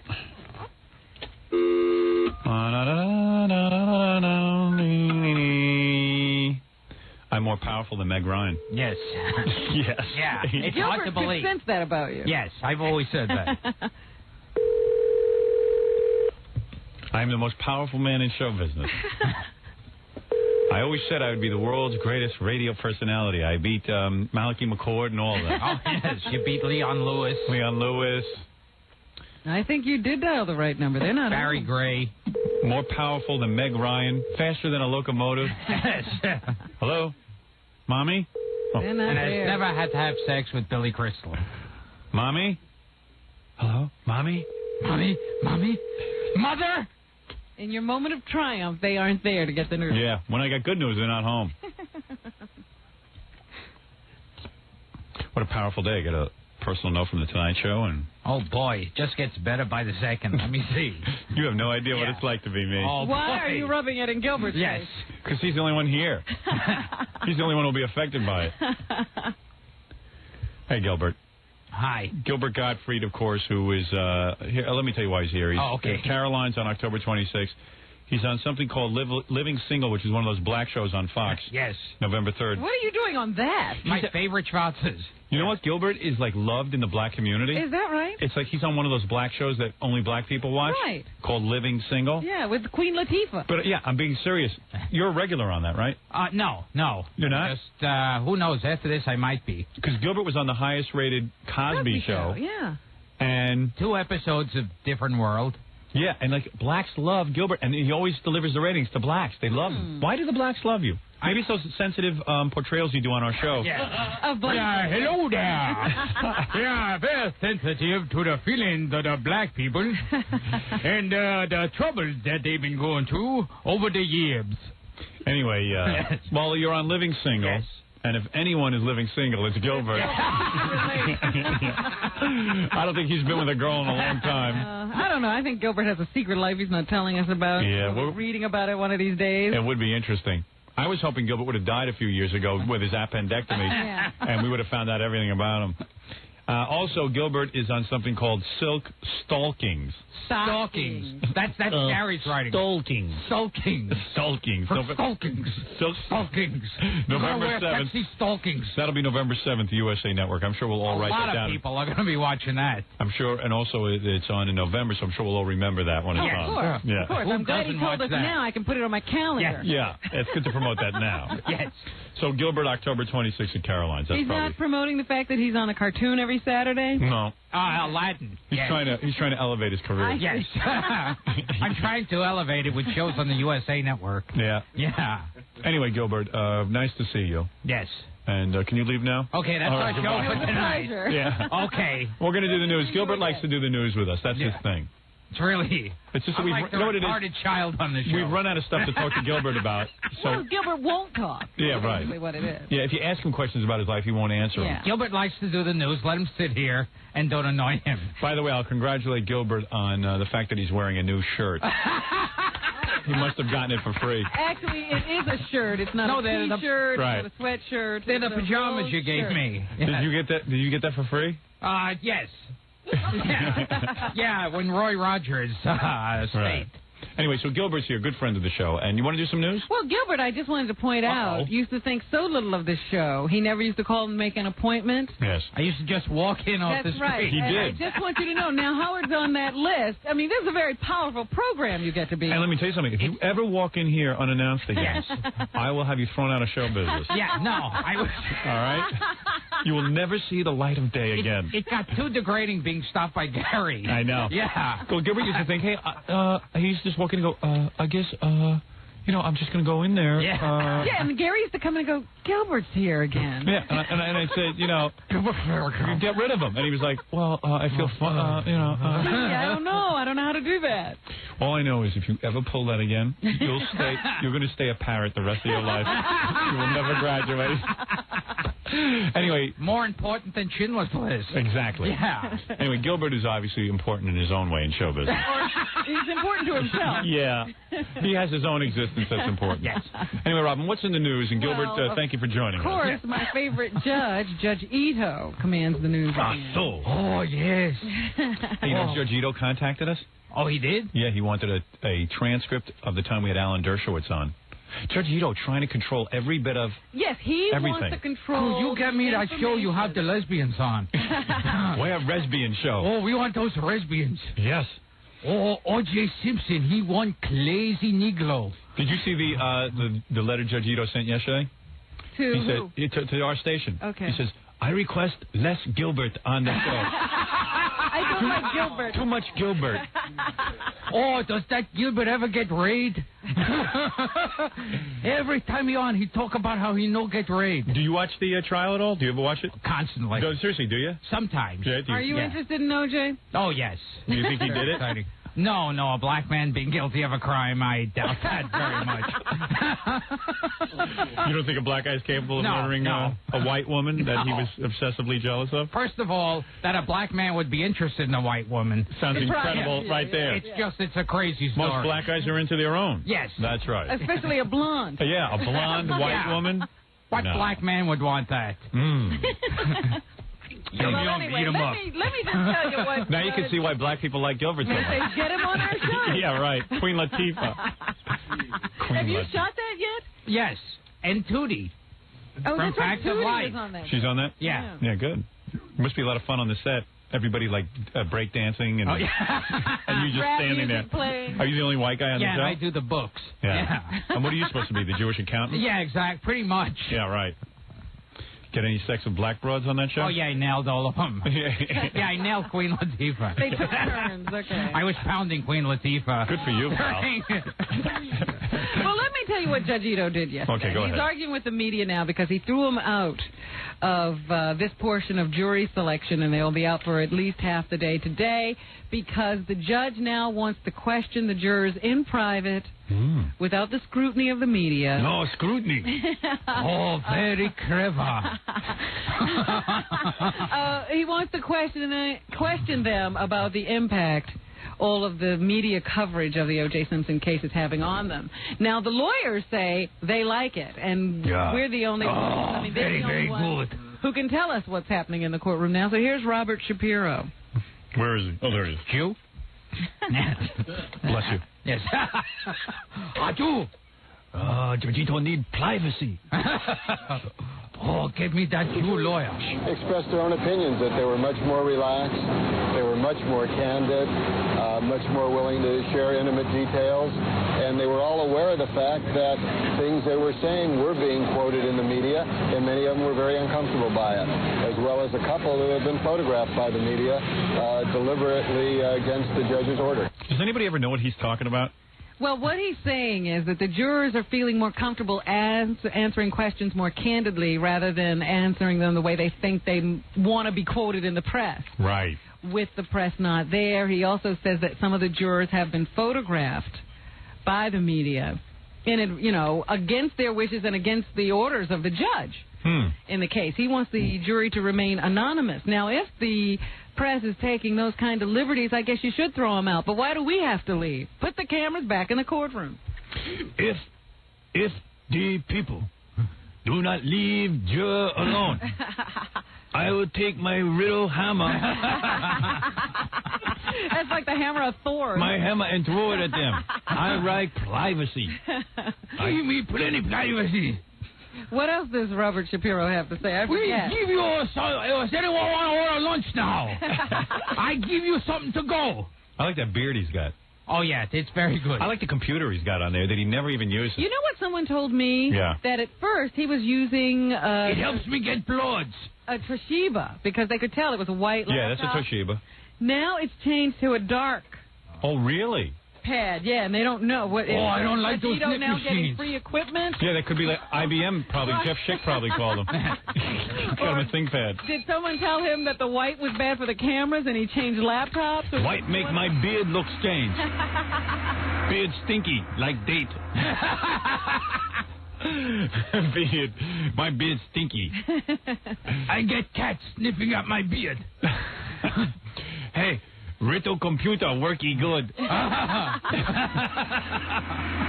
right, let's hear Robert Shapiro. All right. Certainly there have been some irresponsible people in the media which have caused this most unusual procedure, and we have found now that the jurors, some have been tainted. Tainted, Jackie. Tainted. Tainted. All have been very, very candid, very comfortable with this procedure, and the public, unfortunately, has just had a little delay in finding out what took place during jury selection. Why can't that juror shut up? Oh, that crazy juror. Oh, I kill him. Meanwhile, the official spokesperson for OJ, this Robert Kardashian, also talked to the press yesterday about how OJ's doing at this point. Yeah, I got to get in to visit OJ. I'm trying to get on that list. Oh, yeah. That's a better list than being the most influential guy in Hollywood. See, that's the most influential list now. Yeah. Well, I understand that Al Michaels visited OJ again. Yeah, we got to call Al. Yes, I would love to speak to him because he says once again he and OJ talked about Monday Night Football. Yeah. OJ watched the game. He was able to see the game from prison. He watched Elway and Montana, enjoyed that little quarterback duel that was going on. I don't understand why football. OJ can't still be on Monday Night Football. I think that it would be a high tune-in factor. I certainly do. The jail report. So here's his buddy, Robert Kardashian. Yes, telling us how OJ's doing. Who's become famous, too. Because he got to read that letter from OJ on TV. I want to be photographed next to OJ. I'll just go visit him. In fact, rather than talk to Gilbert, I wish you had Al Michaels. He's strong. He just wants to get to court. Yeah. Strong enough to chop off two people's heads. He's strong, Robert. That's a Very bad strong. thing to say. We're trying to make OJ look weak. Jury, and that's what he's mostly concerned about. The book is just, he knows, as I've said before, that it's fabrications, that it's lies. And obviously it hurts to have people say negative things about you, but we know that they're not true. Oh, Robert Kardashian, you got to tell the people that my Nicole, she did not make love to no woman. She was in love with her OJ. She loved that OJ. Oh, Mr. Kardashian. Mr. Kardashian, you gotta help me. Don't you see? That's what they're saying about me. Total lies. They got that no-good, slope-headed judge. He's trying to decide on my innocence or not. Why, that no-good, yellow-skinned little slope-headed judge, I don't want him to decide on my innocence. I know if I'm innocent or not. Now, am I innocent or not? Now, look at here. Now, look at here. You get me my lawyer, Calhoun. Well, look at here, Robin. What? My wife was no lesbian. She liked the OJ meat, not the tuna fishes. She wasn't a Libyan. She was never even in Egypt. How could she be a Libyan? Oh, these people get all of the facts wrong. I'm being framed by the white man and the dirty white police. No good Jew police. The Jew policeman is out to get me. There's no good hook-nosed Jew policemen. They out to get me. Nobody knows the trouble I have seen from the big nose Jew. Something for a second here. All right, go ahead. It seems that Faye Resnick passed the lie detector test. Somebody grabbed my buttocks in the shower. Hey, let me tell you something. Detailed checking. I believe her. For her book about Nicole Brown Simpson was verified. You know that book's not selling?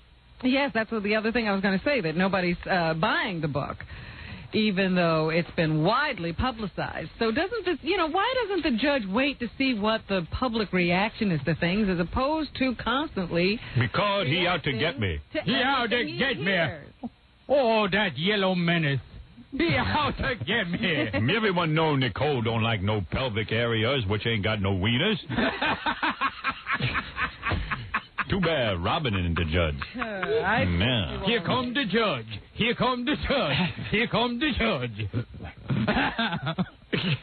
All right, everybody calm down. We're going to get off the OJ case. Oh, come on. Just when we was getting rolling. Oh, we want to be back on OJ. All right, let me take a break. Let's bring in Fonzie also. Calm down, Gilbert. Caroline's October 26th if you want to see the very, very funny, the stylings of Gilbert Gottfried. We'll be back right after these words. I just got a copy of Entertainment Weekly. And you have the whole list? Yeah, the whole list in there. And now you can see in color my picture. Oh. That's the picture they put with a big pickle nose. That's sad. That is so wrong. Yeah. I finally get to be one of the most popular people in Hollywood. And I'm 85. You're right under Ruth Buzzy. Why do they list me as radio and TV personality? Why not radio, book? Well, radio, TV, they have author. a limited amount of space, Howard. Person who knows Gilbert Gottfried. Want to know who I'm ahead of? Meg Ryan. Okay, yes. Lawrence J. Kirschbaum. Who the heck is that? He's the Jew. Yeah, he's a Jew. Yeah. Everyone on the list is a Jew. Except Meg Ryan. Except for Whoopi Goldberg, and she has a Jewish name. Oh, yes.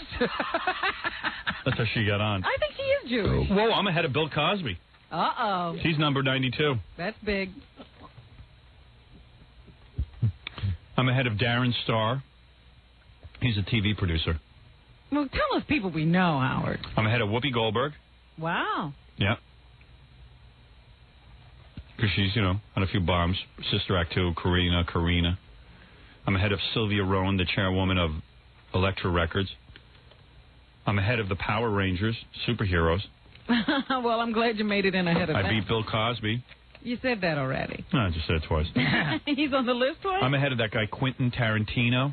Really? Yeah. Pulp that's Fiction? good. Yeah, he's number 94.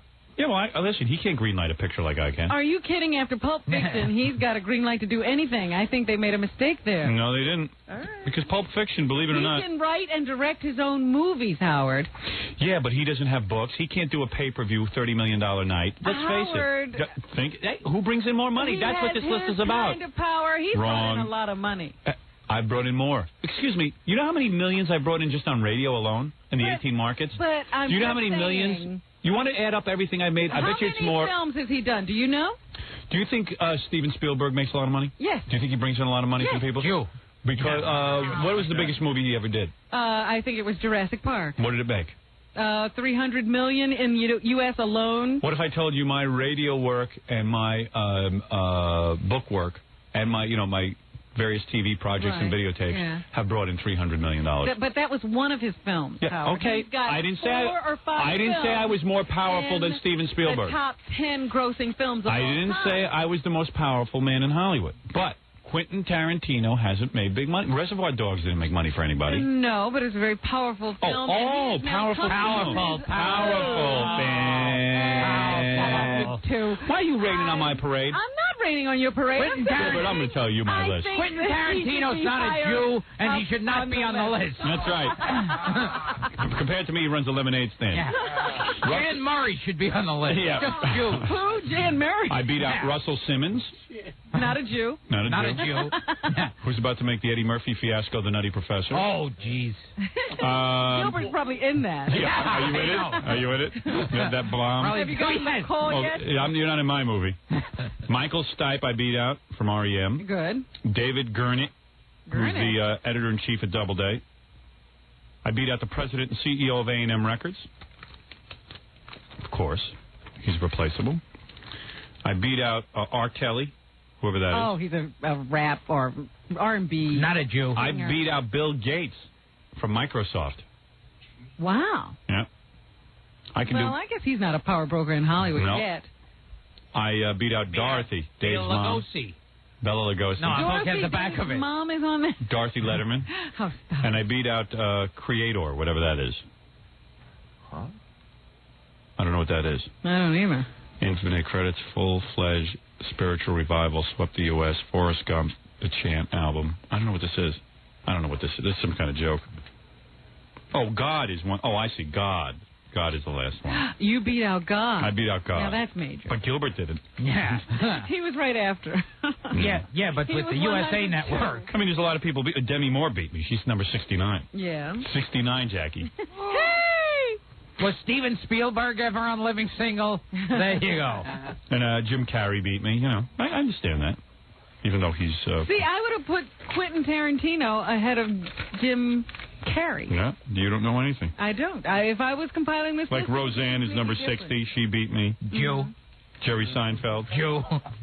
Danny Goldberg. I'm much more powerful than Howard Stern. Yeah. Where's Shoshana? I was the one who invented the idea of a character being on a show with other people living next door to him. That's right. And everyone is stealing my idea. The whole idea that I say a funny line and people laugh afterwards, that was my idea. The whole idea the show starts off at the beginning and ends with the end of the show, that was all me. I pioneered that. And I invented the pause between some words. Yes. The whole idea that maybe we could put commercials on in the breaks in the show, that was my idea. Now, who's ahead of you on the list? You don't want to talk about that? Yeah, that's what I was telling you. Demi Moore, and I'm with you. Tim Burton. You know. Tim Burton, I wouldn't put him up there. There you go. Robert Redford, Harrison Ford, Aaron Spelling. Ben Gurion. Tim Allen. Oh. Stephen King. Arnold Schwarzenegger. Michael Douglas. Itzhak Perlman. Harvey and Bobby Weinstein. This is a Jew list. Why don't they call it the top Jew list? These are the top Jews in America. It's the top Jew list. Jeffrey Berg, Barbara Streisand, Joe Roth.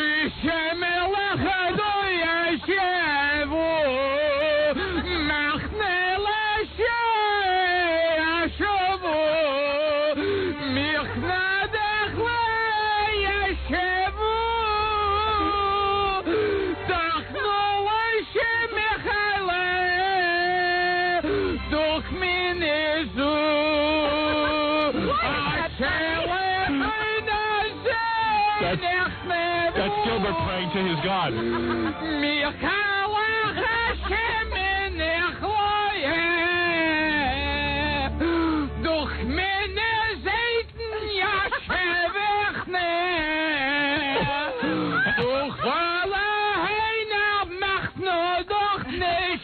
All right, let's get on with the news.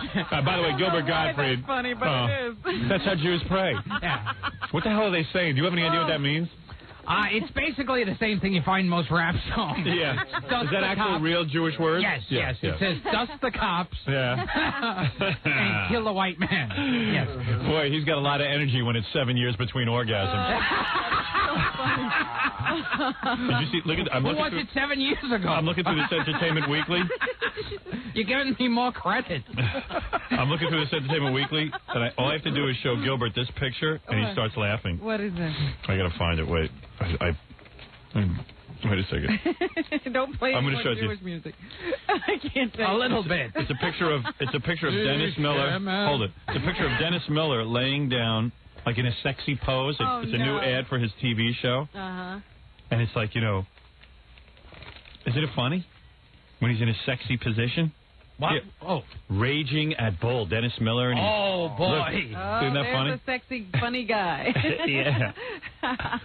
Like a young Burt Reynolds. I'm raging at Bull. I expose all the hypocrisy in our society. He's very funny now because now he's being interviewed, and he says, you know, it's very funny in my career because I was canceled on one show for doing the same thing I do on HBO, and this year they gave me an Emmy. Yeah. Meanwhile, no one watches him on HBO. Right. And HBO doesn't care because they don't have to have ratings. Now he says, somehow I just found the right vehicle for myself. Yeah. And then I also added the rant. Yeah. That's what... Oh, you invented the rant. Wait, Jerry Seinfeld says he Wait a invented second. The whole idea of standing on a platform, telling jokes in front of an audience, that was my idea. Right. The right That's vehicle. new innovation, the rant. Yeah. Well, he has the right vehicle now. Actually, the right vehicle for him is an Israeli bus. I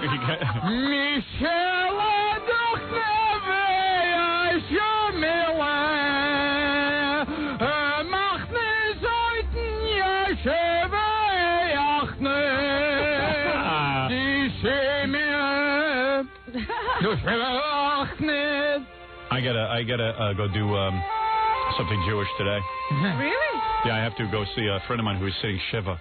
Oh. You know, his mom died.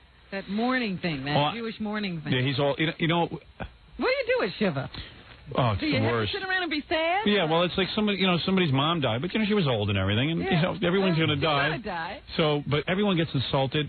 Sitting Shiva was my idea. I wasn't at the funeral, so because I work and. They didn't bury her at a convenient time for you. And this guy's a friend of mine, but he's not a super close. I mean, we don't get together or anything. But everyone gets insulted if I'm not there. It's a special guest star. Everyone gets insulted. It's very glaring when I'm not there. Well, you noticed that Howard didn't show up, I guess. Well, most people, while they're grieving, want a celebrity at their... Oh, sure. Guess who turned out. Yeah. So I'm going to go over there to make sure that... I just, And the rabbi would go, Howard Stern is here, special guest appearance. Woof, Howard Stern is in the house. He's in the house. But let me ask you, because I don't understand what this is. I've never seen this particular festivity. Do you sit around and you have to be sad, or do you party? No, you have to, you walk in and you're sad. Oh, okay. It's unbelievable. They're sitting around in black. Right. And everybody has to come and go, talk real low. Everyone's going to be all bummed out. Howard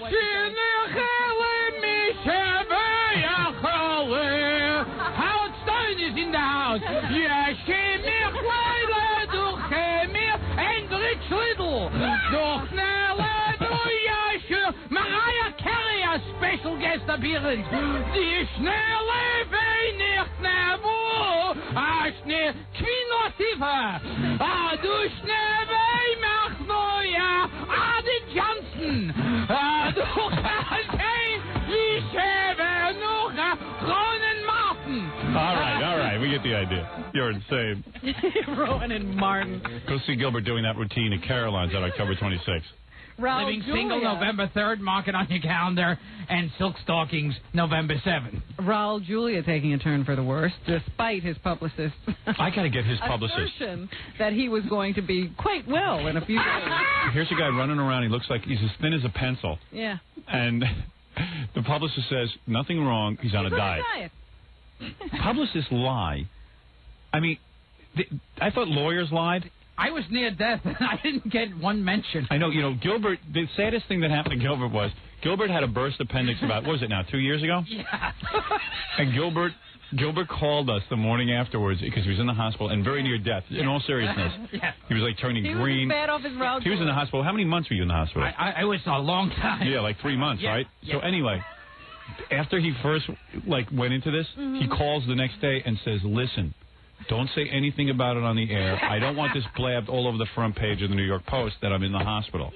So, first of all, I said the guy must be in a coma because he's delusional. Nobody's going to put it on the front page of the Post. So then, about 2 weeks go by, we get a call from Gilbert. And he says, could you guys blab a little bit. Could you guys mention on the air that I'm sick and I'm in the hospital? I said, well, I thought you didn't want any attention. Well, nobody's even written about it. Then could you put up a big poster And then we mentioned it, and no one would come visit him, so I had to call comedians and get them to go visit Gilbert. Exhort them to go visit. I felt really bad for Gilbert. I like Gilbert. Comedians I didn't know. Yeah, I mean, I had guys like Dice come by. I called Dice and said, would you please visit Gilbert? And he goes, I don't even like him. I don't like him. I don't even know him. I don't care if he dies. You're right. I said, just do me a favor. Go over and see him. It'll make him feel like he's happening. Yeah, I remember Penn and Teller went. They didn't know Gilbert. Yeah, we called Penn and Teller, and we said, would you please go visit Gilbert? Because Gilbert was all upset that no one was visiting him. But Gilbert, you have no friends. Now that you're healthy, no one likes you. And when Richard Belzer visited, he just sat there in the corner looking at a paper. Yeah, Belzer never opened his mouth. Are you kidding? He sat in the corner, read like 3 different, like the Washington Post and He stuff. walked right past me, didn't acknowledge me, and he'd sit in the corner looking at the paper. Because, we had to call everyone and tell them to go over. He was sitting shiver. I was going to say, it was like he was sitting shiver and you were still alive. You guys had nothing to talk, and Belzer just sat there in the corner and read the paper. Never said a word. He would open the paper and look at it. And what, he talked to you about what was in the paper? No, he just wouldn't say anything. He just read the paper. So he just sat there and read? Yeah, so he could get prepared when he goes on shows and go, the government, the government, third world nations are starving, but the government is doing all this defense. Yeah. Defense bill. Yeah, sure. I heard London Lee visited you, and he was visiting someone else. He just got into your room by accident. So it was the saddest thing to see Gilbert laying in the hospital and nobody visiting him. No. It was just so pathetic. And I got sucked into it. Now I know him. I would never visit Gilbert again. Because it was almost like you adopted him. Yeah, because then he was like, because I'm the only one who would talk to him. He goes, Howard, would you buy me some underpants that don't have the tight elastic because I have an appendix. My appendix wound is open. Yeah, it would start out with something small. Yeah. It was I need the ones with the string. Yeah, and then when I try to leave after an hour, he'd go, don't leave. Don't leave. Yeah. First I'd start off, could you just get me a plastic straw? And then it's maybe a stereo. Yeah, I had to bring him tapes and VCRs and stuff. While he yelled at the black nurses. Oh, boy. The black nurses who were nursing him back to health, the only people who would come visit him. I mean, his own mother didn't come visit him. That's why he has no friends. Yeah. He mistreats the people who are there. So the black nurse walks in to say hello to me, and he goes, it's time for you to get out. Yeah. Then they started peeing in my IV. Yeah, can you blame them? Yes. Anyway, Robin, go ahead. Continue the news. Enough about Gilbert's pathetic life. Well, I was about to talk to the very ill actor. Talk about the very ill actor, Raul Julia. He has slipped into a coma. Despite his publicist's assertions that he was expected to have a full recovery just a couple of days ago. Hey, she don't have a medical degree, Robin. But I said to you then, nobody can predict what's going to happen to a person after they've had a stroke. Be quiet. But no, the publicist says he's out there selling. He'll be fine. So now they're sitting around waiting. Stop it, Jackie. It's not anything funny. Yeah, but you ought to go visit Raul, Julia. You know what it's like to be alone in the hospital. Just have my picture taken with him. Yeah, right. Get your name in the paper. I want to get his publicist. You're not kidding. They are keeping his location a secret, unlike Gilbert. So Gilbert's not a secret. Broadcasting it in the newspaper. Hi, I'd like to just get a few minutes from my hospital bed. I'm over here at Lennox, and I need They say his wife Mary. All right, please. No, they say Julia's wife. Quiet. Julia's wife Meryl would like everyone to form a prayer chain. Let's do it. For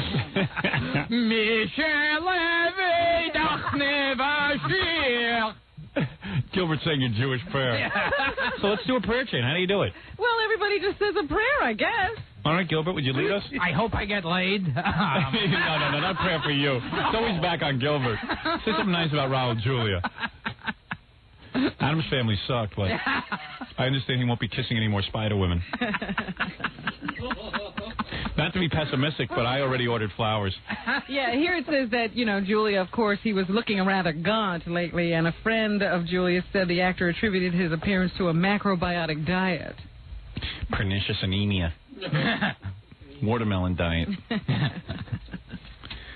Well, say something nice, Robin. Lead us in prayer. Yes. Come on. Gilbert. Robin, Gilbert is the prayer. I hope I don't get thrown out of my apartment. Who was that supposed to be, Gilbert? Who is that? Just your standard black person. Yes. He's leading us in a prayer as a black person?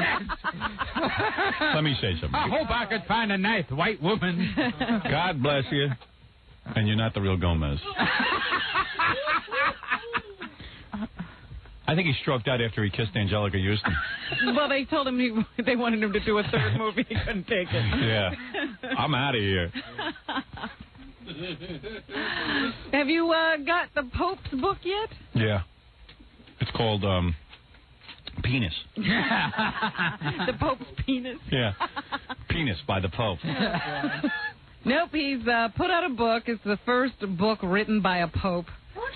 To be sold, I guess. It's called Raunchy Riddles. Yeah. I once was a man from Old Bangor. Does he talk about the Jews in there? Yes, they say he talks about all the Jewish friends he had before the Holocaust. As he was growing up. Yeah, a lot of Polish guys grew up and saw their Jewish friends disappear. Yeah. Oh, boy. we just assumed they were moving out. They moved away, yes. Well, that's about it for the Jews, and he also speaks about abortion, of course, which he is against. He answers such questions as, what do you think of Buddha? What does he think about I'd like to get some Buddha. Oh, that's OJ. That's Booty. Buddha juice. Yeah, I don't know. I haven't read the book. First of all, let's tell people the real title. It's Don't I Look Like a Dick in This Hat? But they do say it's as good as getting a personal audience with a Pope. So if you're into that kind of thing, you ought to pick up the book. He answers all those questions. So, and what does he think of Buddha? I didn't read the book. Oh, when are you going to read it? I'm just telling you that he answers that question. What do you think he says? He says Buddha sucks. Jesus rules. Yeah, Buddha sucks. Same thing with Moses. He'll answer the questions as to why there's so much evil in the world, all kinds of Jackie things. Marlowe. They say he gets very esoteric. He never gets specific about anything. What's he say about pot? Can you smoke it? And he limits his answers to about 3-4 pages, which is brief. Most of it's about lesbians. What do you think of lesbians? Yeah. Well, they're not so bad. That is not a sin. The regular homos I don't like. But Well, the lesbians, that I can dig if it's two girls on you. I put my hat on my lap. Princess Diana was in town yesterday at the Carlisle Hotel, and everybody was standing outside trying to get a glimpse of her. They saw her a couple of times going in and out, but she's on her way to Washington to visit a friend today and will be doing some partying down there. She came to the United States to get away from the tabloids in London. And as they were standing on the street yesterday waiting for Di, apparently Robin Williams was staying in the hotel, so he got caught in the media. Oh, for God's sakes, I hope he's all right. He was here with his wife, Marcia. Nani. To help Marcia, the genius. Yeah, he was at a fundraiser for the re-election of Governor Mario Cuomo. Really? Yeah, getting politically active, I suppose. Yeah. Meanwhile, in that... Who's hairier, Robin Williams or Governor Cuomo? Is Cuomo a hairy man? Oh, yeah. Hey, let me take a break and we'll finish up the news. Gilbert's here, and Gilbert, of course, at Caroline's on October 26th and Living Single on Fox November 3rd. You're listening to The Howard Stern Show. Look at Gilbert dancing. Again, Howard Stern. Getting into it. Do you dance at all? Do you ever go to a club and dance? Yeah, sure. Dancer. All right, Robin, let's finish up the news and get the hell out of here. But first I have to apologize. Maybe Gary can straighten this out. He said I was davening too loud. Yeah. Gary says when again? Gilbert does his Jewish impression of people praying, yes, he does it so loud that...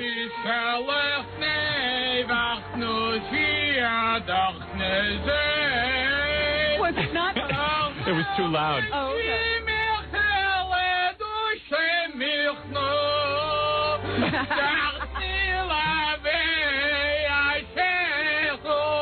He's hitting himself.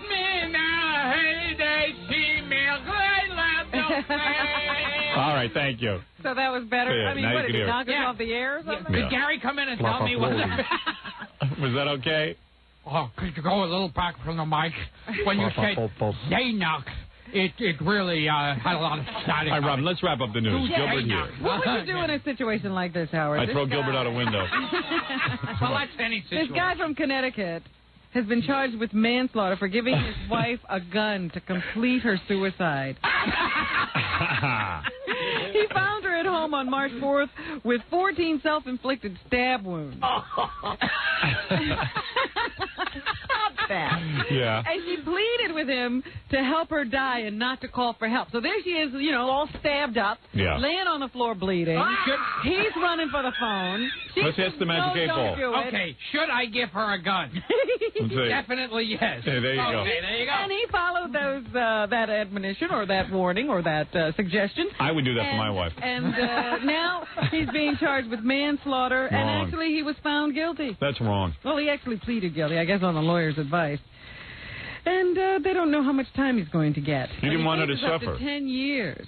He'll be sentenced on December 10th. 10 years. You should have given her the gun on the honeymoon. He'd be a free man. By now, he'd be ready to date. In Washington, D.C., a federal jury awarded $8.9 million to Anthony Marlowe. Benetti, who's 39. He had bought some Tylenol over the counter, was sitting around home drinking wine, and had a little flu or something, and decided, you know, I'm having a couple of sips of wine here, let me take a Tylenol. What happened to him? Woke up, he had been in a coma, and his liver was destroyed. He says the manufacturers of Tylenol knew for years. He should have bought a tanning machine. He says the people who make Tylenol knew for years that they should warn people about mixing.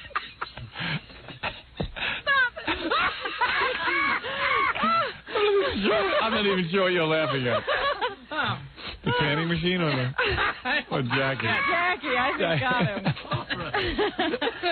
He says the people at Tylenol, the people who make Tylenol knew for years that they should warn people about mixing it with alcohol, but they didn't. And so he decided to sue them to bring it to public knowledge that there are a number of over-the-counter medications that should not be mixed with booze. Gilbert loves when Fred plays that Jackie laugh at the most. Inappropriate. With Jay, did we hear it? We hear it every day. We don't even react to it. You forget how funny I see Gilbert laughing. I remember how funny that is. That was amazing. What an amazing reaction. Burt Reynolds has stopped his national book tour after a bad day in San Francisco. He's angry. A newspaper reporter says Reynolds shredded and stomped her notebook during an interview on Wednesday. Reynolds, what a sense of humor on that guy. Thought another reporter came to the interview without reading his book. Oh. Can you imagine what a the sin. nerve of a person to come to interview him without reading the book first? You're not allowed to do that. Oh. That is the biggest jackass in the world. I mean, he really is. Well, look at how bad he got. He stopped his tour and has gone back to Florida. He can't take it anymore. The Pope stopped his book tour, too. Right. He couldn't take when people don't read the book. I think the Pope got tired when people asked him about lying. Like someone could get through the Burt Reynolds book. I think the book got tired that nobody was showing up Yeah, that's what I think. and buying the book. So he decided to go home. This wasn't working. I already told you what Dennis Miller has said about his newfound success here. Right, we heard that He says it's been a weird 18 months. Neil Diamond and his wife Marcia are breaking up. You're kidding. The Diamonds? They've been married for 24 years. The Diamonds are splitting up. And they split. Do the Jewish divorce chant.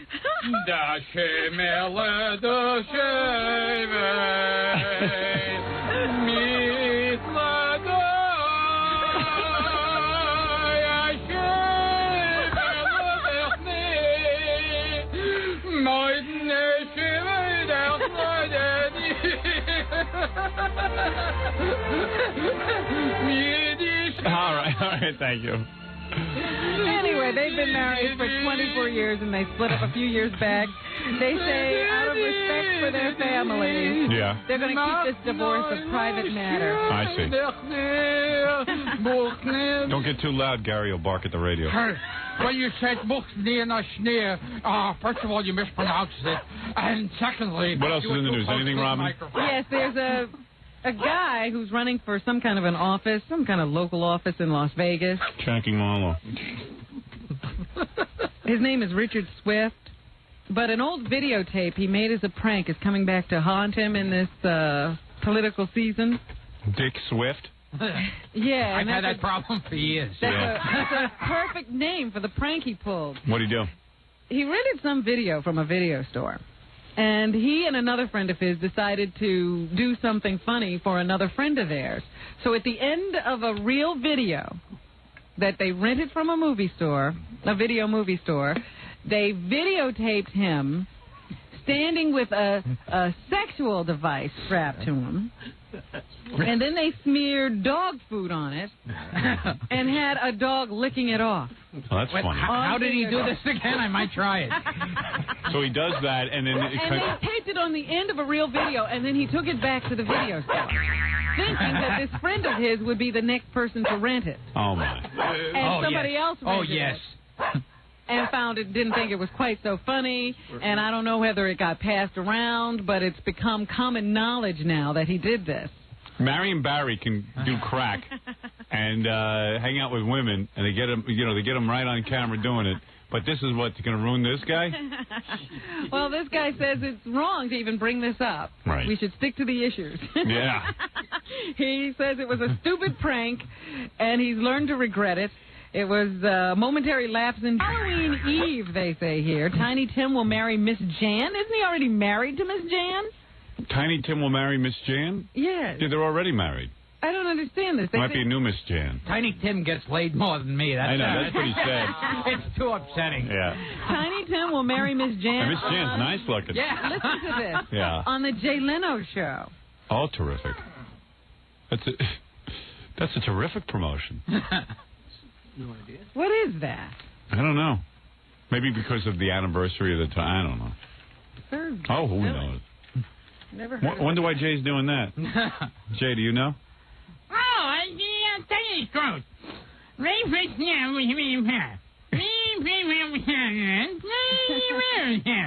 there you go. Woody Allen has a new movie out today called Bullets Over Broadway.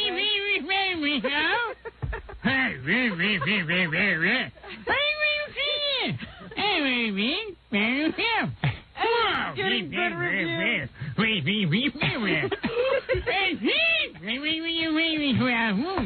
That's the Tonight Show monologue. Go ahead.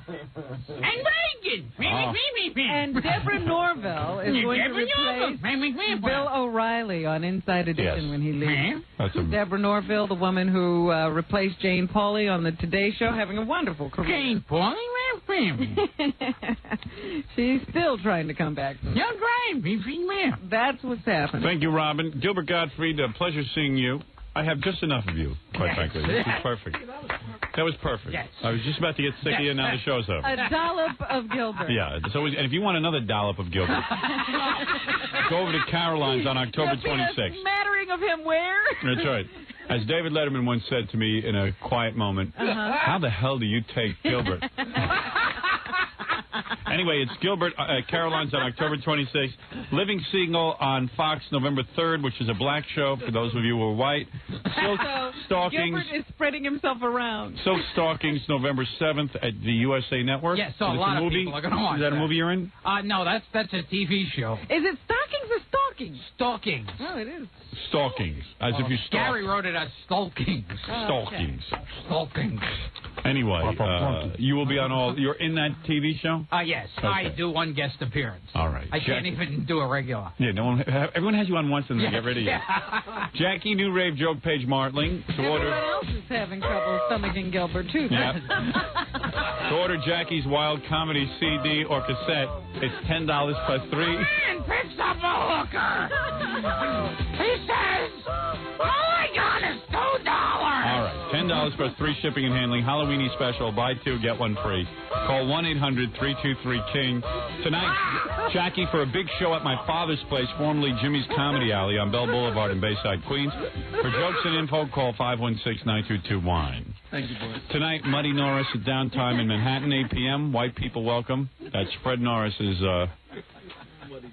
That's Fred Norris's band. Spend an evening with Gaga Gooey at the Learning Act. Oh, we did that already, right? That. He has already done that. Join Boy Gary tonight at the New York Paradise Club on 33rd Street with special guest John Wayne Bobbitt. Now, John, when you start singing in Yiddish. Stuttering John's band will be appearing at Lemoore in Brooklyn tonight, October 21st. And to get on Stuttering John's mailing list, call 201-942-OUCH. Chuck Norris, Stevie Show is Walker, Texas Rangers, Saturday nights at 10 p.m. on CBS.